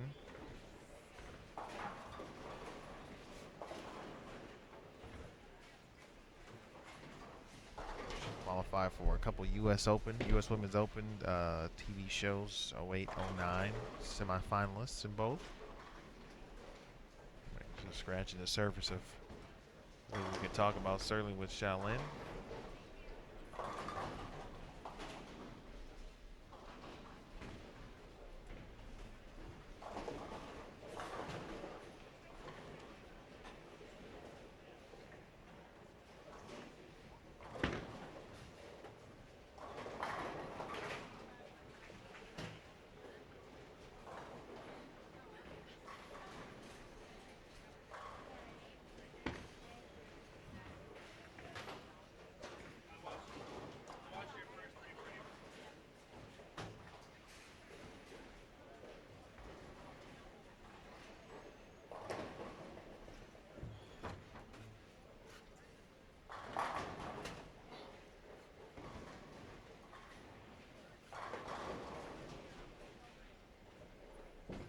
All right, that'll do it, folks.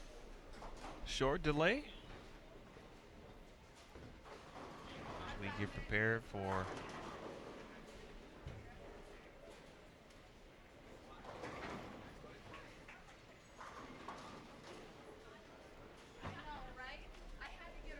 what will be Game 5.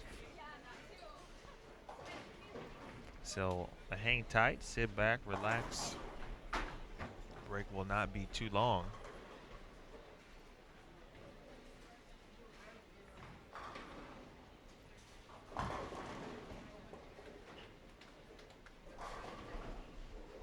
We talked about maybe player of the year, or excuse me, the greatest of all time discussion. For example, don't forget about Wendy Mack. You can certainly put in Wendy Mack in that category. We talked about Lisa Wagner.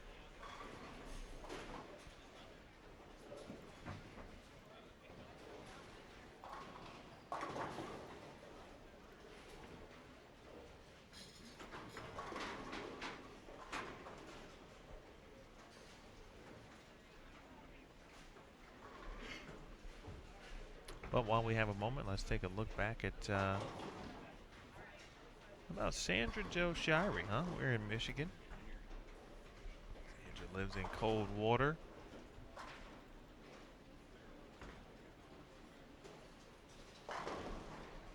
Let's take a look back at a little PWBA Vault. This is the 2017 PWBA Greater Detroit Open. I'm watching that live here, Bolt TV on Extra Frame.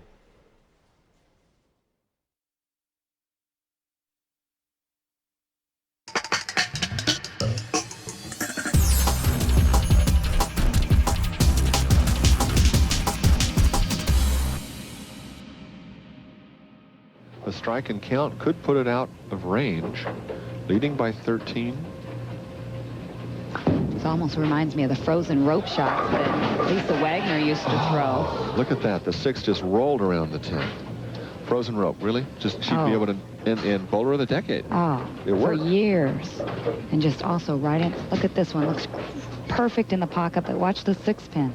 It's going to just slide right in front of the 10, then actually tips over, taps the 10. 10 pin wiggles, but doesn't go. Rolled around. Ooh. That was a big shot. First one in the 10th. But she has done what she wanted to do, was to put the pressure on Debbie McMullen to finish, to win the match, and to win her second title. Debbie knows. The most she can do is a 225. That's right. And right now it's a 227 with a strike here. Sandra needs 9 pins to lock it up. 8 will tie.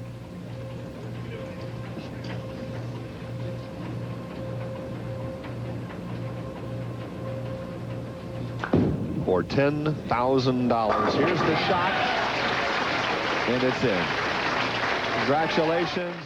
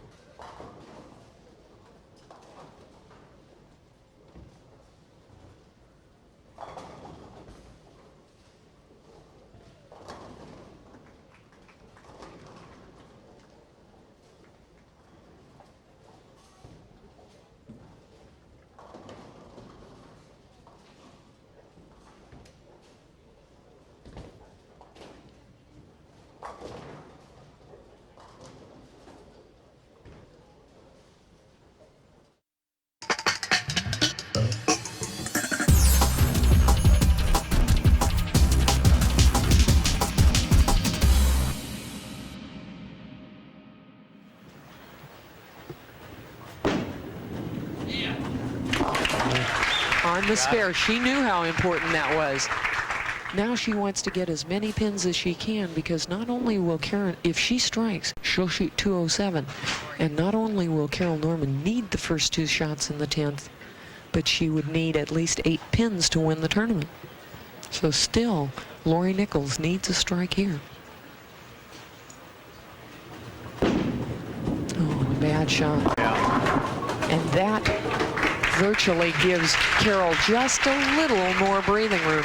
Carol Norman, these could be the 2 biggest shots of her career. She needs a double right here to win her first title. Big shot. She needs this one right here. You got to get the first one before you can get the second. Looks good. There's the first. She knew that one was there. Look at her. Man, Lori Nichols doesn't even want to look at it. Oh yeah, Lori will watch at this point. There's nothing she can do.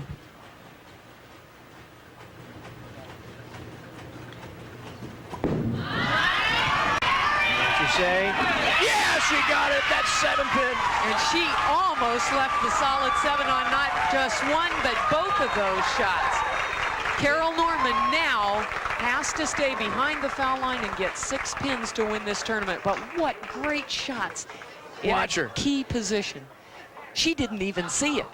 She never was saw turned around facing this way. She never saw the 7 pin go down. She was doing a 40-yard sprint. She knew how well she'd thrown it, and if she hadn't carried that one, it wasn't going to be, because she didn't put it in the pocket. Needing 6 pins, excuse me, 5 pins right here. And it's over. That was got it. funny. Finishes with style, striking out in the 10th frame, and the first ever tournament victory for Carol Norman here in the Greater Little Rock Classic.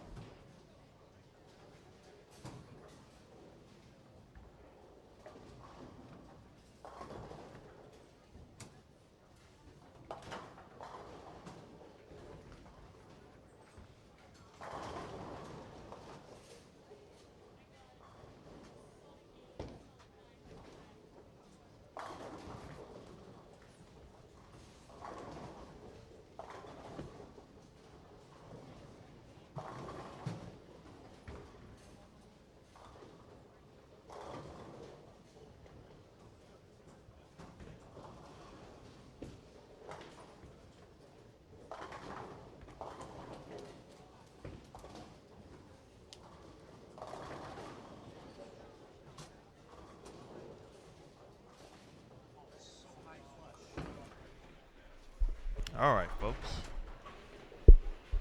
Rarely do you get a bit of a kind of extended break, so sometimes you just got to take the opportunity when it presents itself. Good to have you aboard as this train continues to ride through here. Canton, Michigan Super Bowl, Greater Detroit Open. Train will run through tomorrow. We'll have cashers round play, match play, and then the group step ladder finals.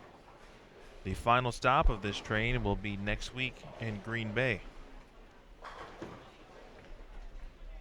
The second major of the season, the Go Bowling PWBA Players Championship.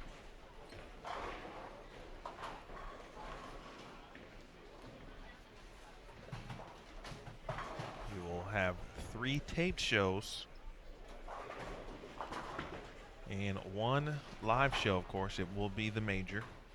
June 25th, noon Eastern, 11 a.m. Central Time. And then we will tape, of course, the Wichita Open, Pepsi PWBA Lincoln Open, and the Greater Detroit Open. And essentially the Midwest swing will be complete. And we will head east to Florida, where see if some players may take advantage of being able to potentially spend the holiday, Independence Day, July 4th, in Florida, in between essentially the Orlando Open and the St. Petersburg Clearwater Open.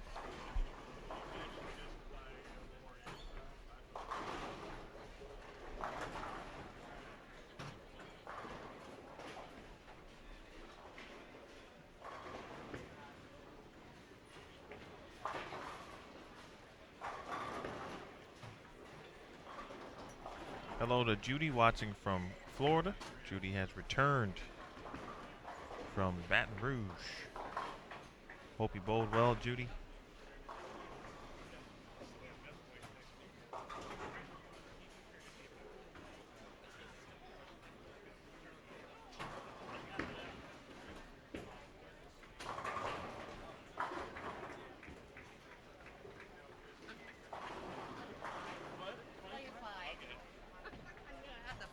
Oh, that's where she's at right now.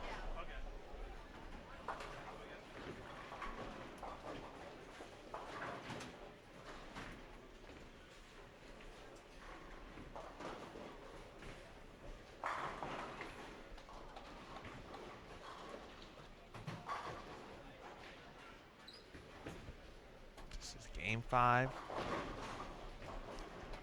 Shot there from Samantha Kelly.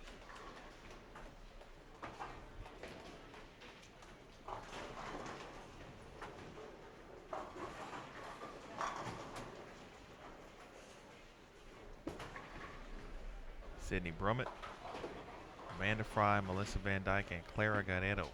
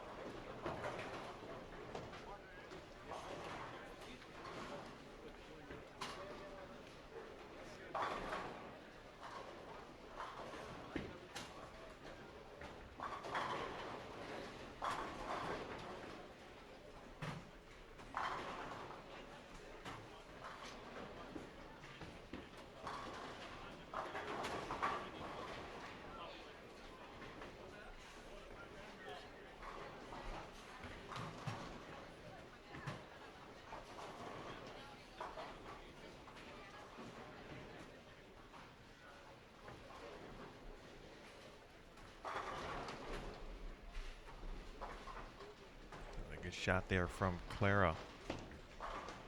Guerrero's Had a pretty good season to date as well.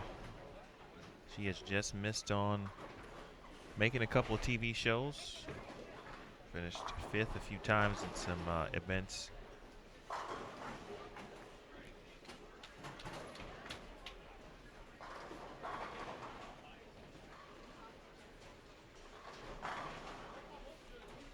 Finished 5th in Wichita and 5th in Fountain Valley.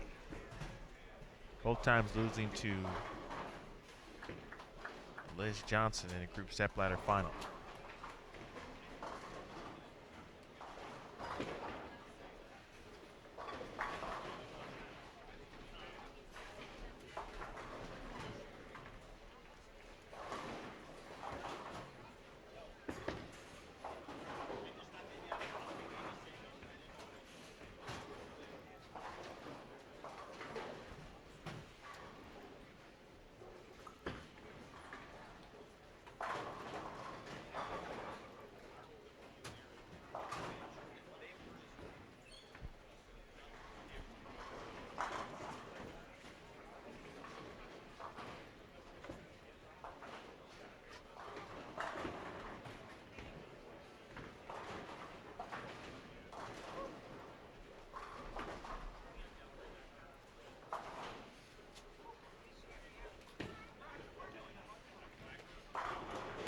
Give it a few more minutes before we so well, let's just double check right now while we're talking about it.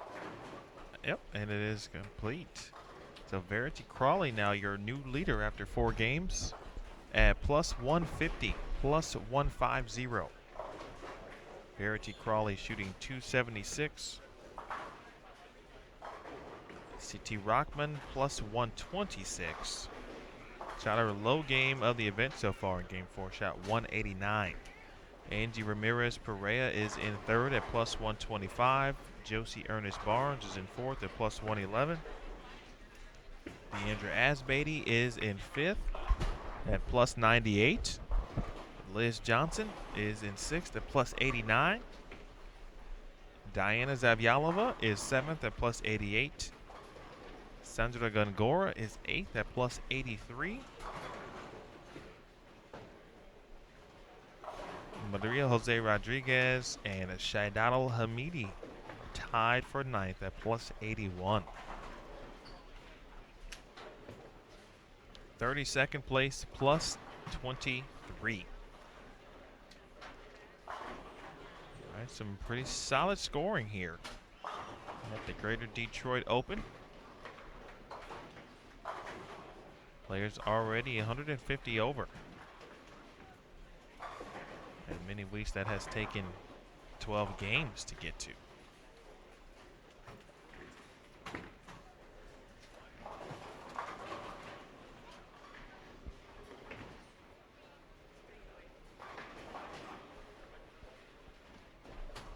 William is in attendance. How about that? Thanks to William checking out the PWBA in his or near his home, of course. So,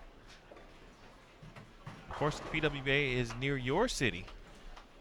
Hopefully, you will check it out. Again, we've got Green Bay coming up, then we'll head to Florida, Orlando specifically for the Orlando Open, St. Pete, Clearwater Open. That is actually in Seminole, Florida, Seminole Lanes. Then on to Rochester, New York for the AMF, or excuse me, the nationwide PWBA Rochester Open. It's at AMF Gates and Lanes in the U.S. Women's Open in Plano, Texas.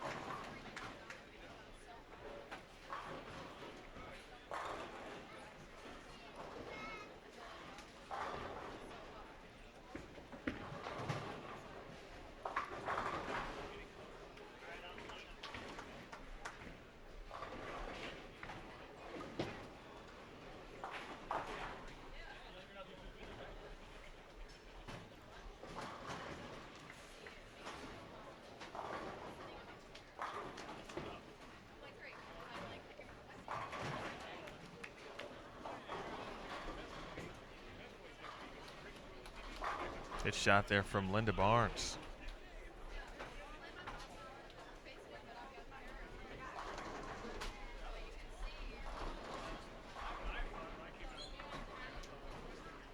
Five consecutive spares for Linda. First strike comes in the 6th frame. There is Clara on around 4th arrow, and then she wraps a 10. Boy, really good shots here for Clara. Amanda Fry, for Vanderbilt University star, for Junior Team USA member. And a Free Church.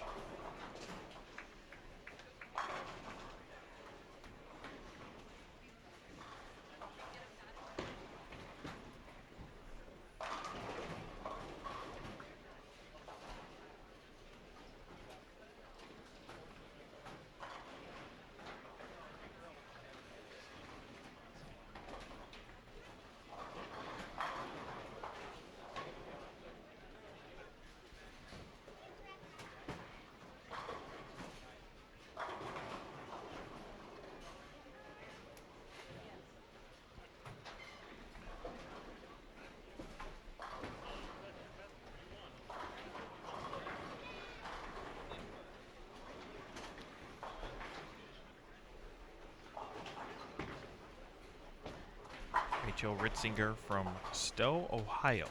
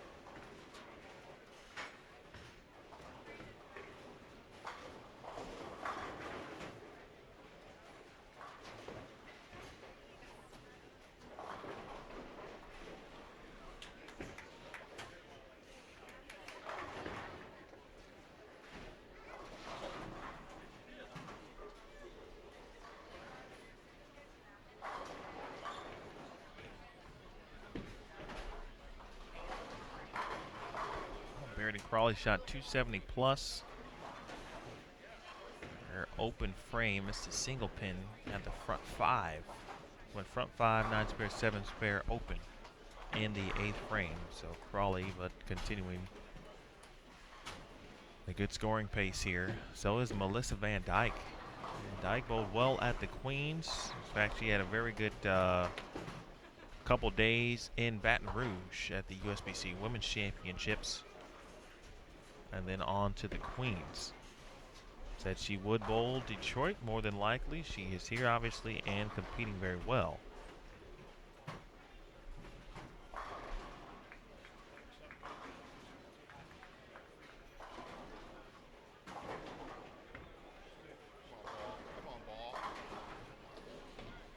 Good shot there for Brumman. That is 3 in a row. And Dyke right now minus 41. Had some struggles the first 3 games, 177, 176, 163, 243, and now has found something here, continuing, I should say, what she found in game number 4 from Parma, Ohio. All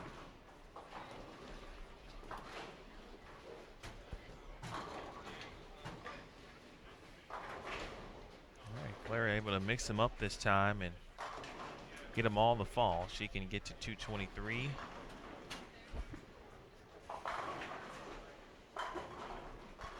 Kayla Bandy back on it in the 7th frame.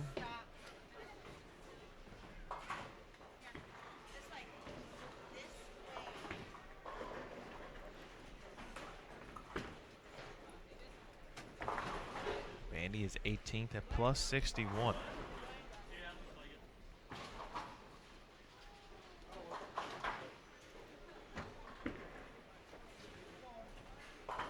Rachel Ritzinger is tied for 88th currently at minus 83. All right, see if Van Dyke can continue on here.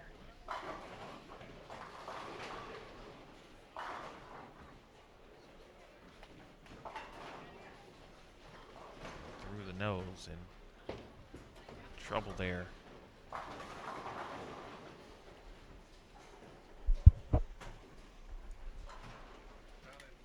Jolie O'Grady in the field this week,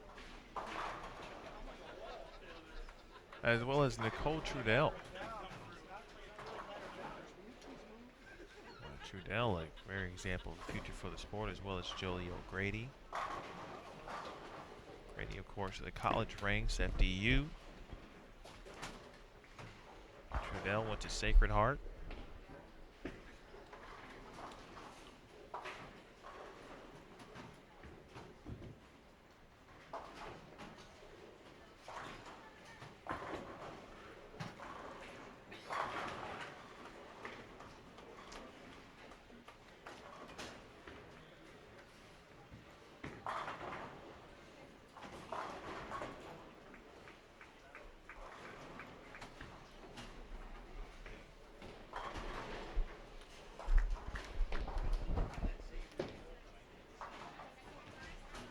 Much needed triple for Clara. Well, that one went through the pins the right way for Kayla Bandy, didn't it? Pretty nice shot.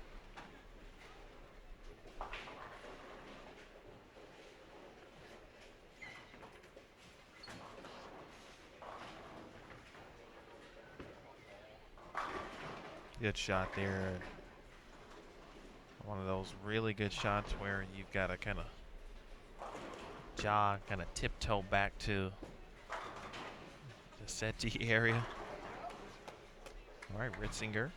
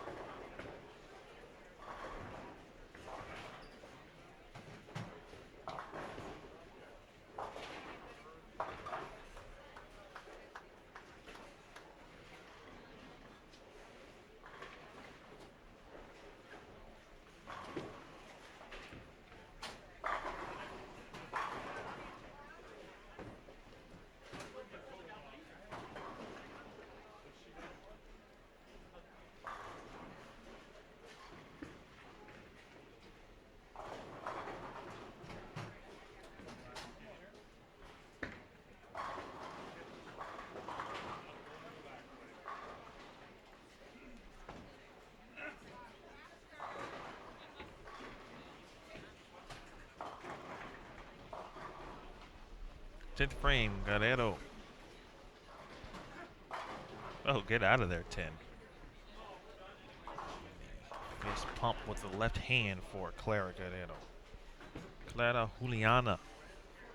Former two-time back-to-back winner of the PWBA AMF World Cup. Another player who has done everything you can do just about internationally. Got her first PWBA title last year at the Go Bowling Players Championship.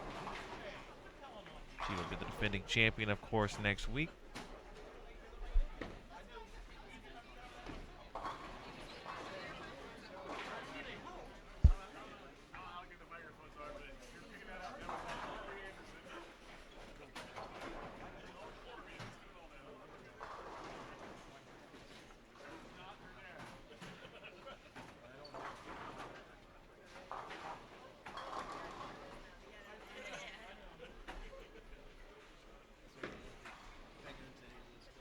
All right, Linda Barnes. Good shot there for Linda. Linda always classy.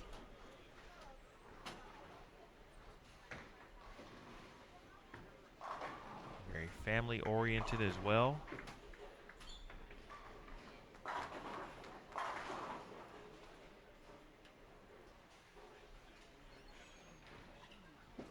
All right, Sid 201 for Brummett.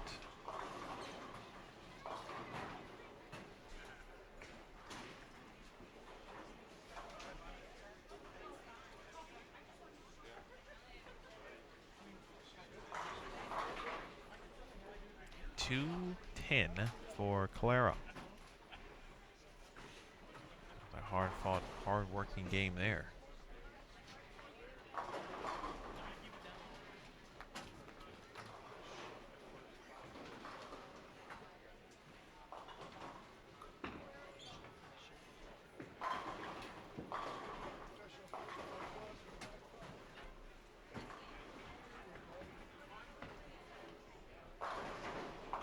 Crawley, your leader, shoots .244. He will continue to add to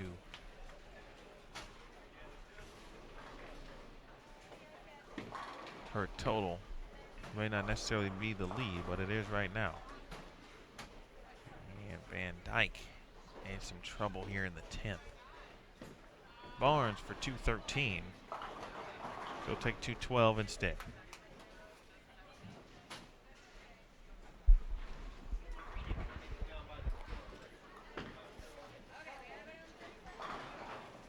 Amanda Fry, big shot. That's a triple for her, and she's in the 190s.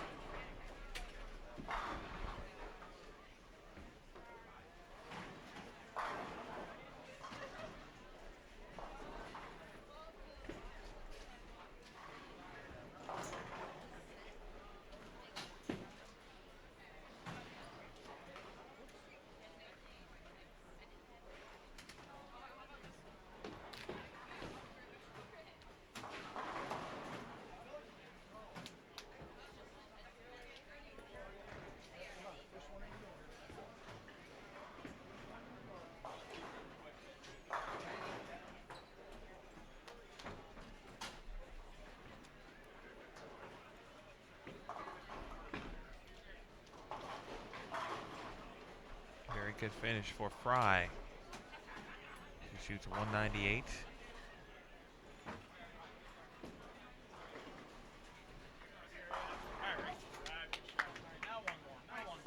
All right, Ritzinger. Gonna make some things happen here. Come on now. Don't listen to him. One more good one here.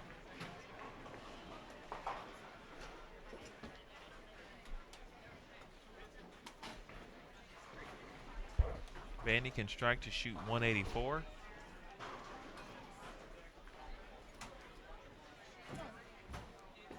Come on. Go.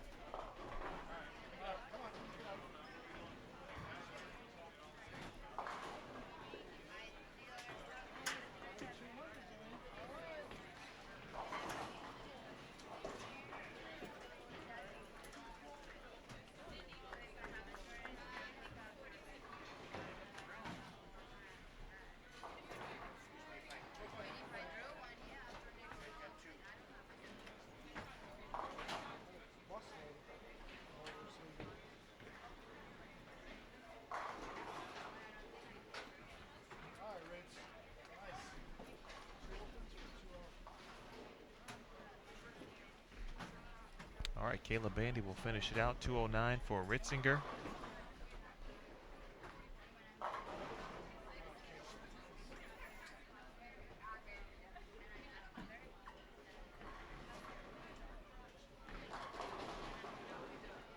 .219 for Samantha Kelly. 212 for Barnes. Again, 184 for Bandy.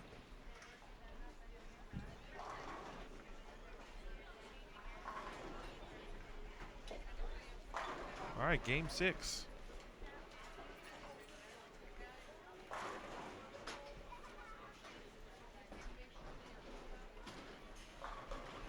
Brooke Bauer, Karen Marcano, Brianna Andrew, and Brianna Cote.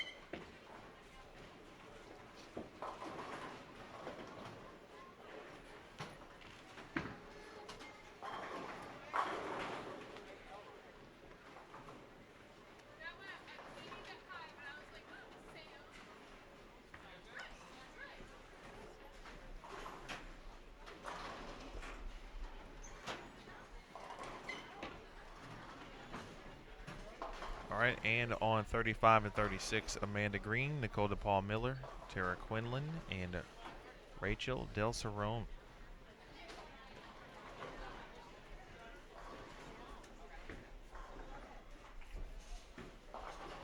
Marcano.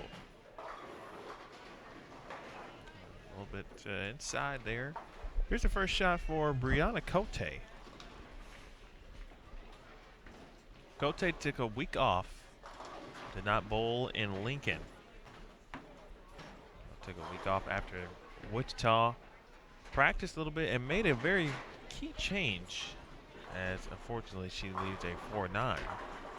She dropped a pound in regards to bowling ball weight. She went from 15 to 14 pounds. It was something that she had been contemplating. A couple reasons. One, it's a little better overall on her body.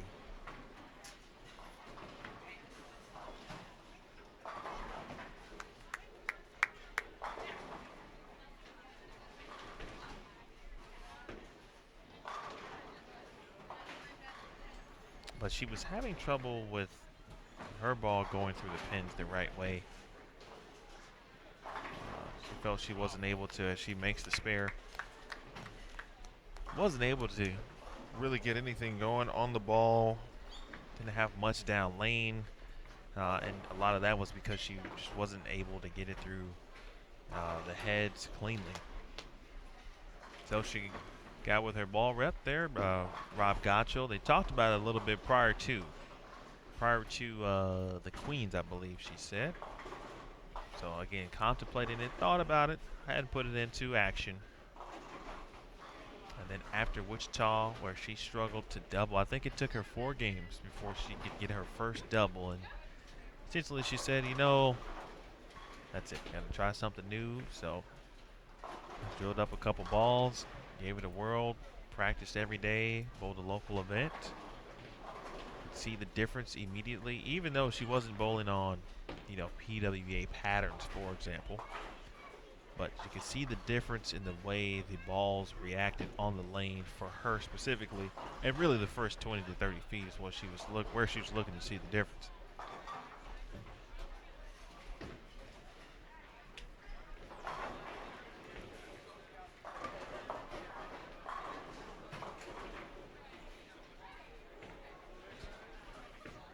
so far, minus 28. Well, still with obviously plenty of games left. She gets more and more comfortable and confident. But just talking to her about it earlier today, she looked confident. And she was describing some of the changes. So, if you're confident out here, it's generally going to be good eventually at some point. You still have to match up, of course, on the lanes, but mentally, if you're there and you feel good about what you're doing, then it makes making changes and deciphering what the lanes are doing maybe just a little bit easier.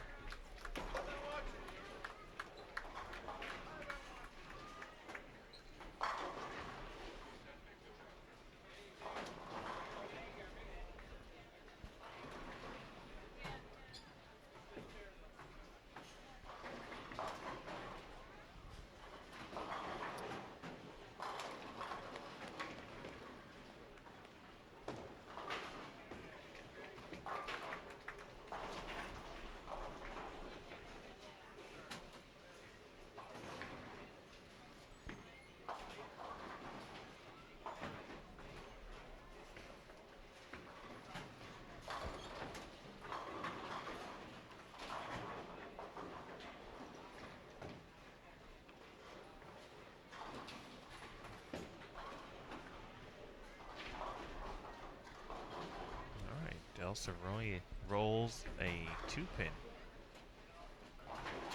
Kind of gets underway on 35 and 36. So, a couple things to keep an eye on there as we continue on. Mentioned, of course, the Cote story in regards to making a change with equipment, 15 to 14 pounds. Some players elect to go up in certain situations. Bowlers in general hear the common theme of, should I give it a try at 16 pounds, for example, instead of 15? But again, it all depends on the player, the bowler, what the needs are, what they're looking for. Is it injury related? All those things play a role. Good shot, Brianna Andrew.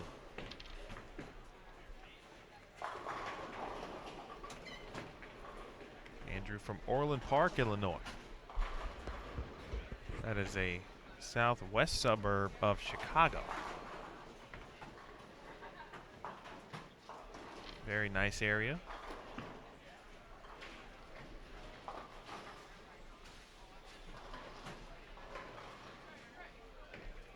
Open in the third for Brooke Bauer.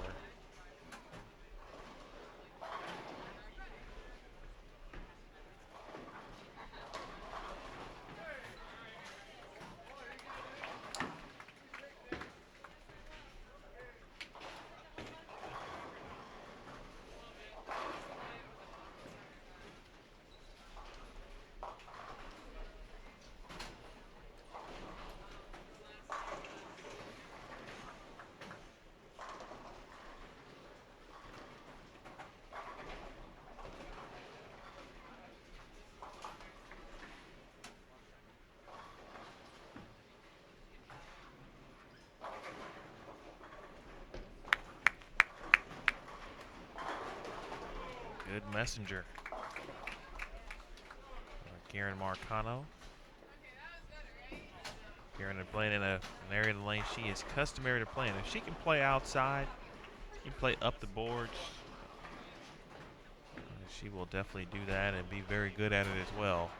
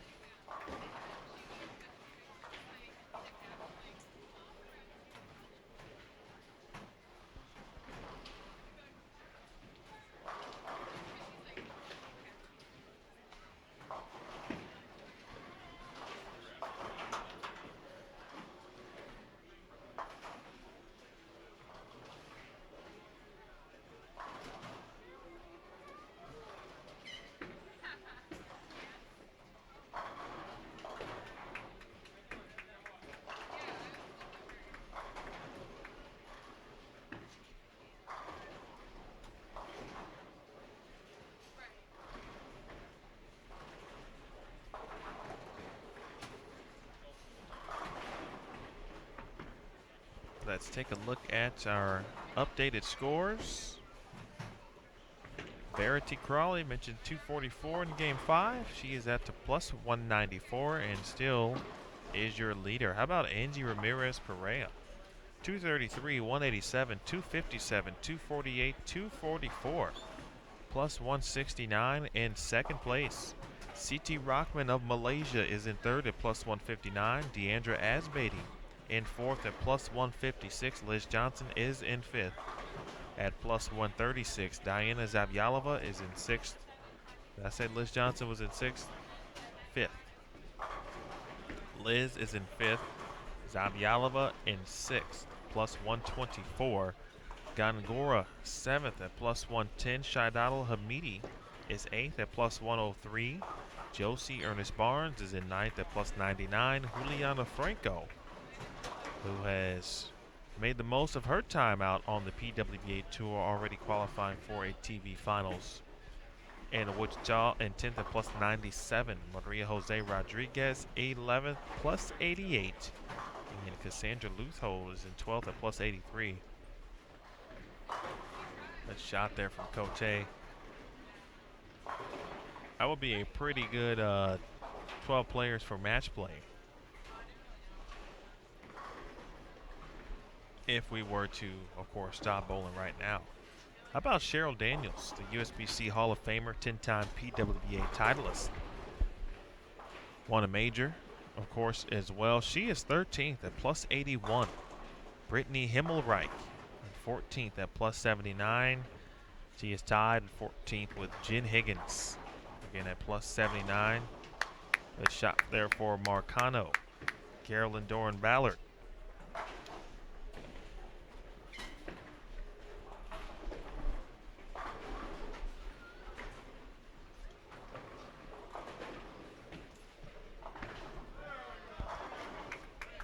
Carolyn Doran Ballard, 16th at plus 77. Shelly Zulkifli in 17th at plus 72. Summer Jasmine in 18th at plus 63.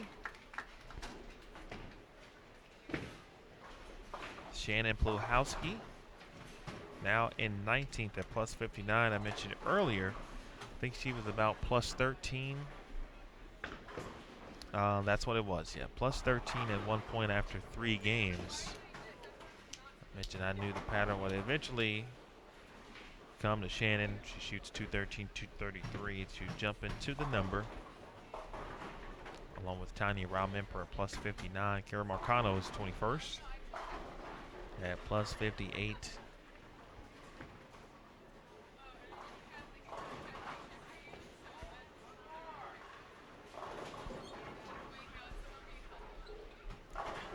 Had some fuss over there on game 3. Natasha Roslin shot 297.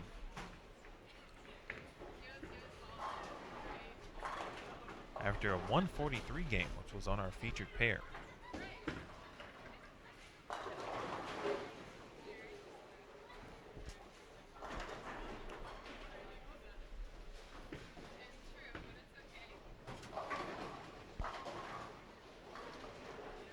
Roslin is in the top 32 at the moment.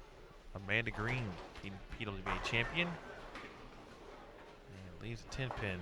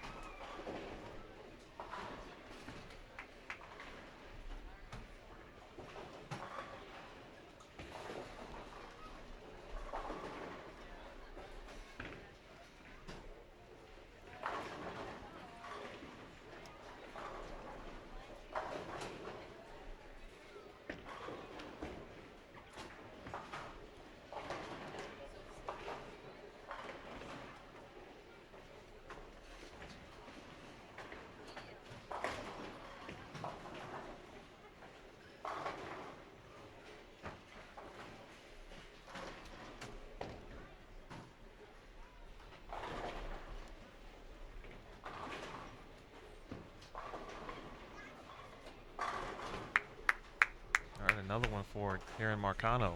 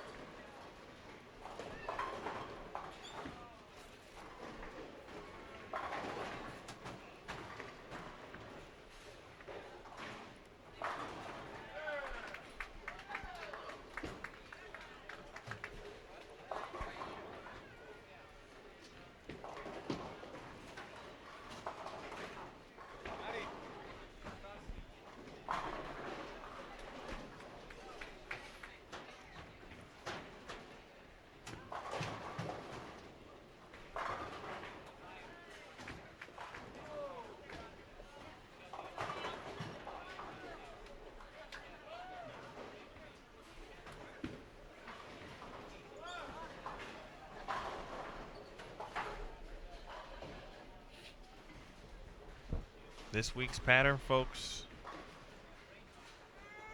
Take a look at the scores and you say, well, definitely not something that were similar to what they've been bowling on. In regards to, for example, our first week, 40 feet flat. Last week was 36 feet, but a little flat as well. Cote on the 7-pin is just being very stingy here.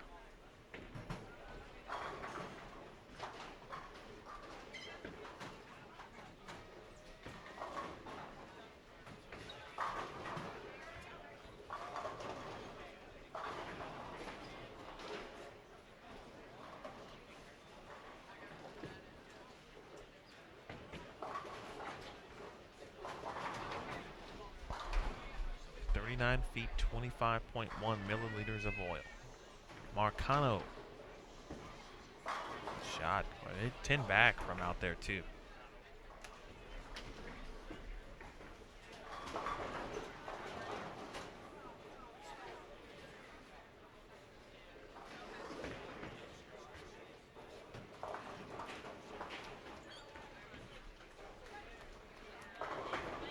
Marcano has shot 202, 195, 192, 225, and 244.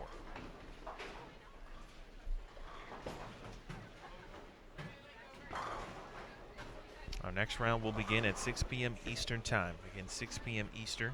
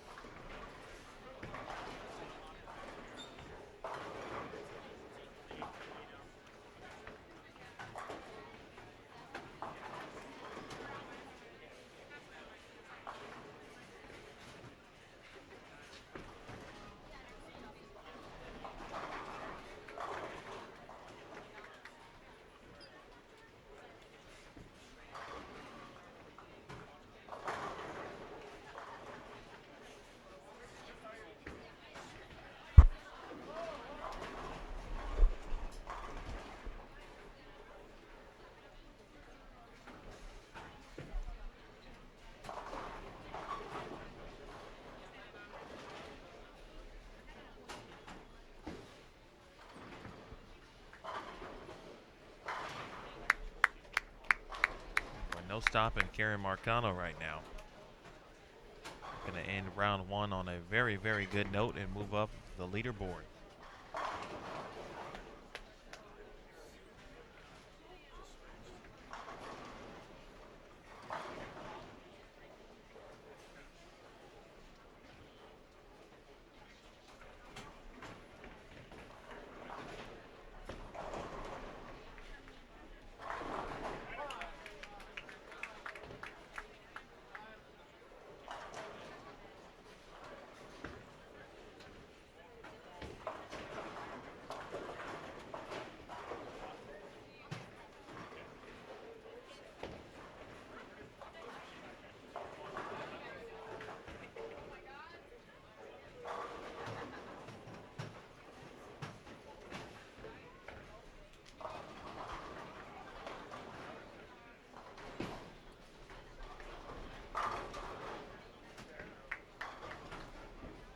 All right, nice shot there from Andrew, the young lefty.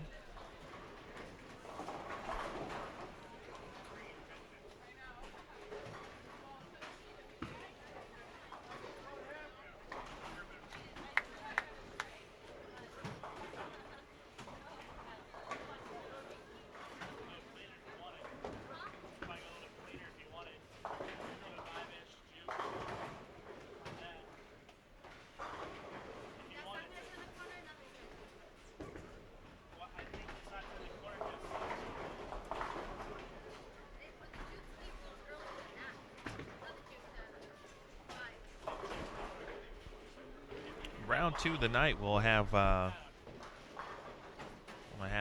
Nick Pate will join us for a little bit. Nick Pate is in town. his good friend Aaron McCarthy helped her make the drive this week from Omaha.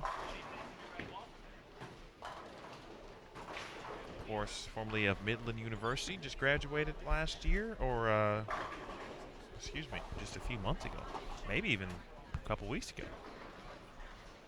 To think about what month it actually is.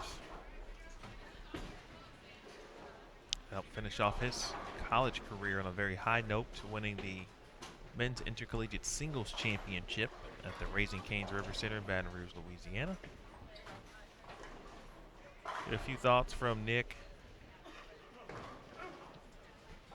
Gets a chance to travel and watch these great players often.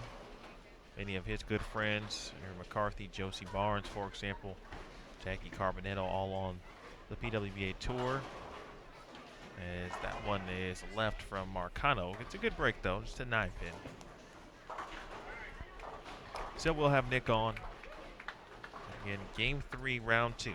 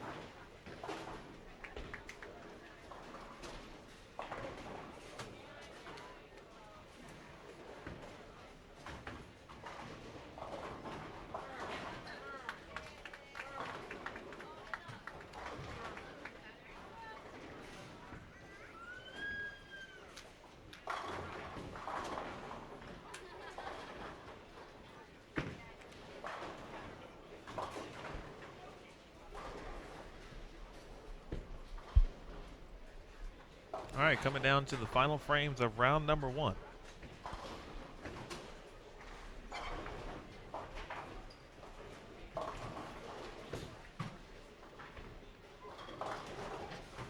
Oh, a nice little break there for Rachel. And that turns into a triple. Let's see if she can capitalize there. Brooke Bauer, 10 back.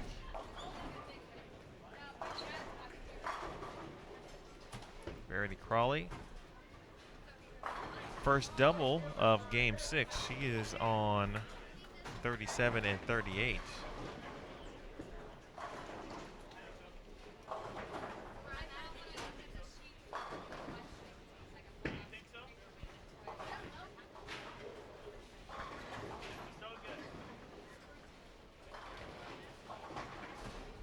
Cote is clean here. Trying to find a double to end round 1.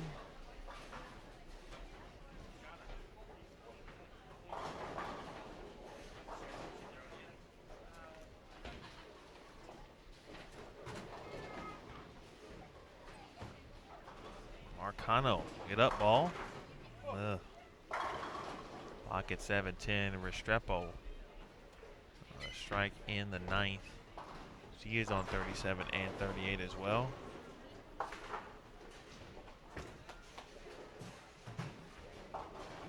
Jane Sin, her single pin miss in the 8th frame.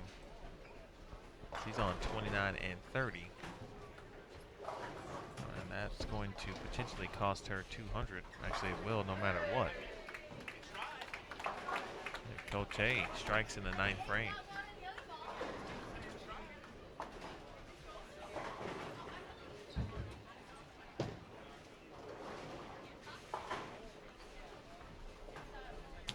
Open in the 9th for Karen Marcano.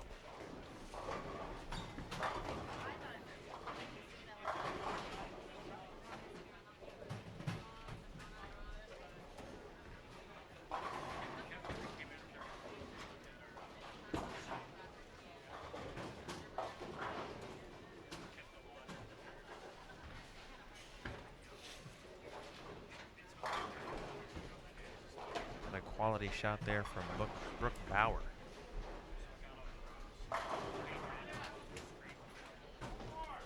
Seems like we're going to finish kind of early today.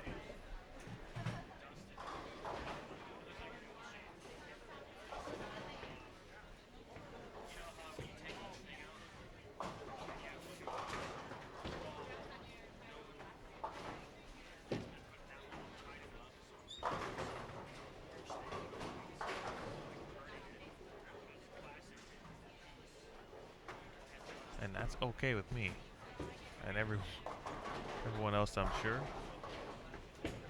Extra few minutes to your lunch hour.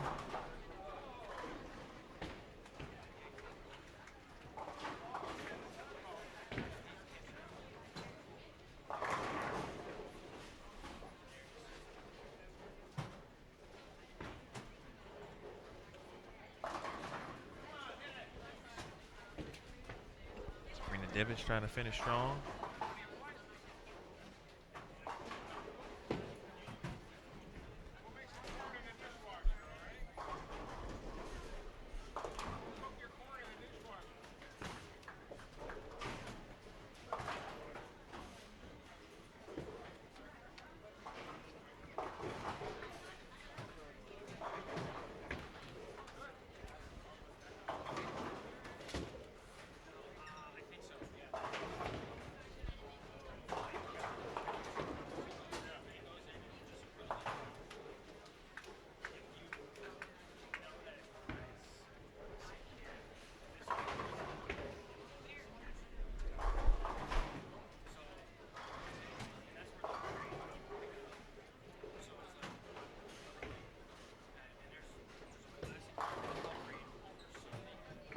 Good shot there from Tara Quinlan. Quinlan with a good chance here. Open in the 8th. She can get to 242 max.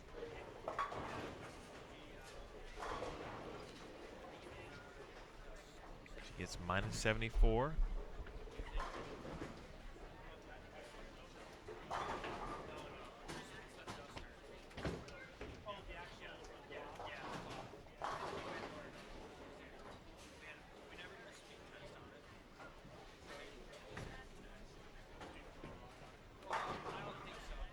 A little bit out the window for Brianna.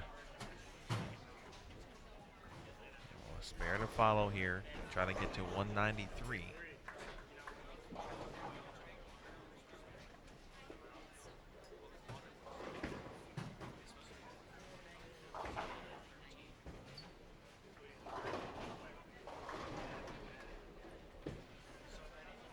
All right, 10th frame for Marcano. And that one is through the nose, 3-6-9-10. As we wind down here, round number 1. Nicole DePaul Miller, 9th frame shot. Good shot there.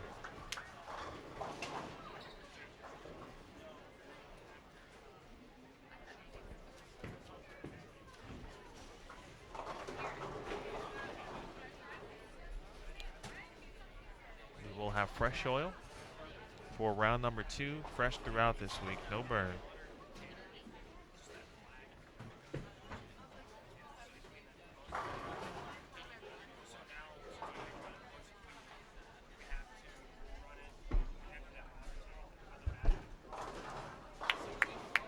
Big spare for Karen.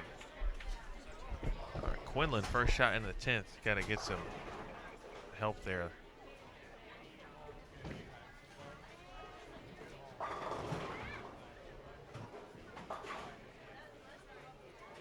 We've seen a couple clean 192 games on this pair today. That's one for Brianna Cote, 178 for Brianna Andrew. They're from Orland Park, formerly of Chicago Christian High School.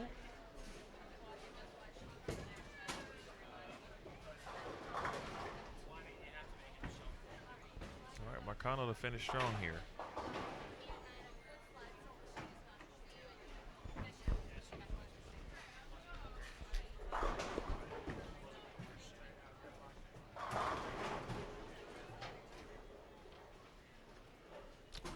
Oh, gets out of trouble here. 209.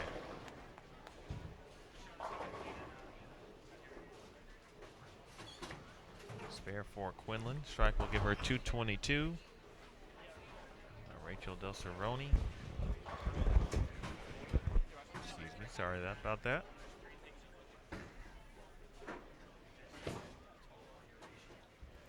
All right, her spare is made.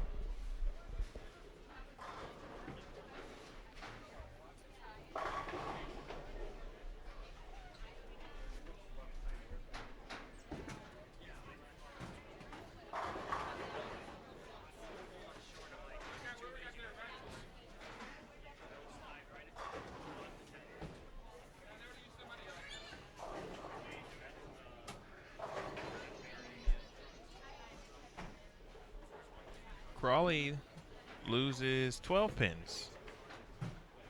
We'll see if she is still in the lead.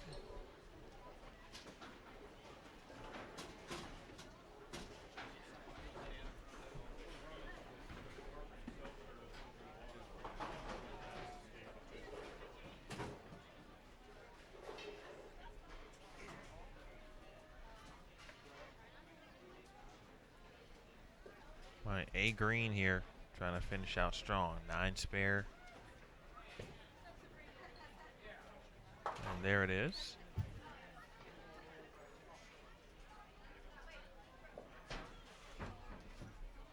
Strike will give her 174.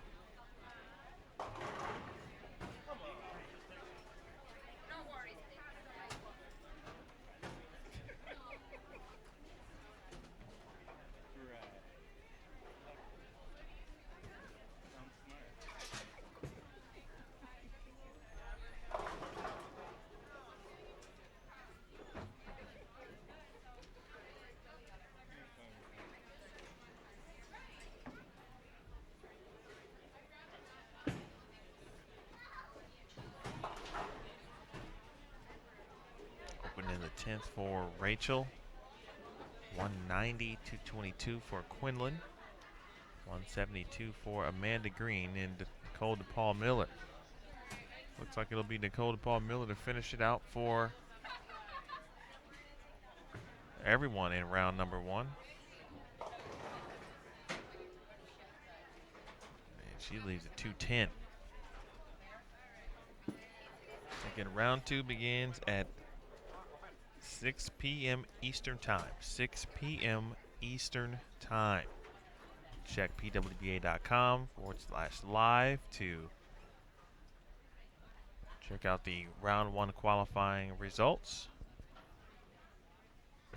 Check out this week's lane condition as well. So note on the split. 167 for DePaul Miller, and that'll do it for round number 1. All right, ladies and gentlemen, Appreciate that you concludes tuning in, round 1 of the folks. PWBA Again, 4 Greater p.m. Detroit Central, Open. excuse me, The ladies will 6 return p.m. tonight Eastern. at 6 p.m. for 6 6 p.m. more Eastern games of today, qualifying. 5 p.m. Athletes, Central please Time. tally up your score sheets, So, turn them everyone into will the tally tournament up, office behind turn lanes those 5 in. and 6. Again, check We just want to say thank you all for coming this pwba.com afternoon, for and we hope to the round see you 1 tonight qualifying for the next standings. round We of will see qualifying you of the in just a PWBA couple of Greater hours. Detroit I'm going to go eat Open. and Have a good afternoon. get some work done. We'll talk to you soon, folks. You are watching the 2017 PWBA Greater Detroit Open, and you're watching it live, Bowl TV on Extra Frame.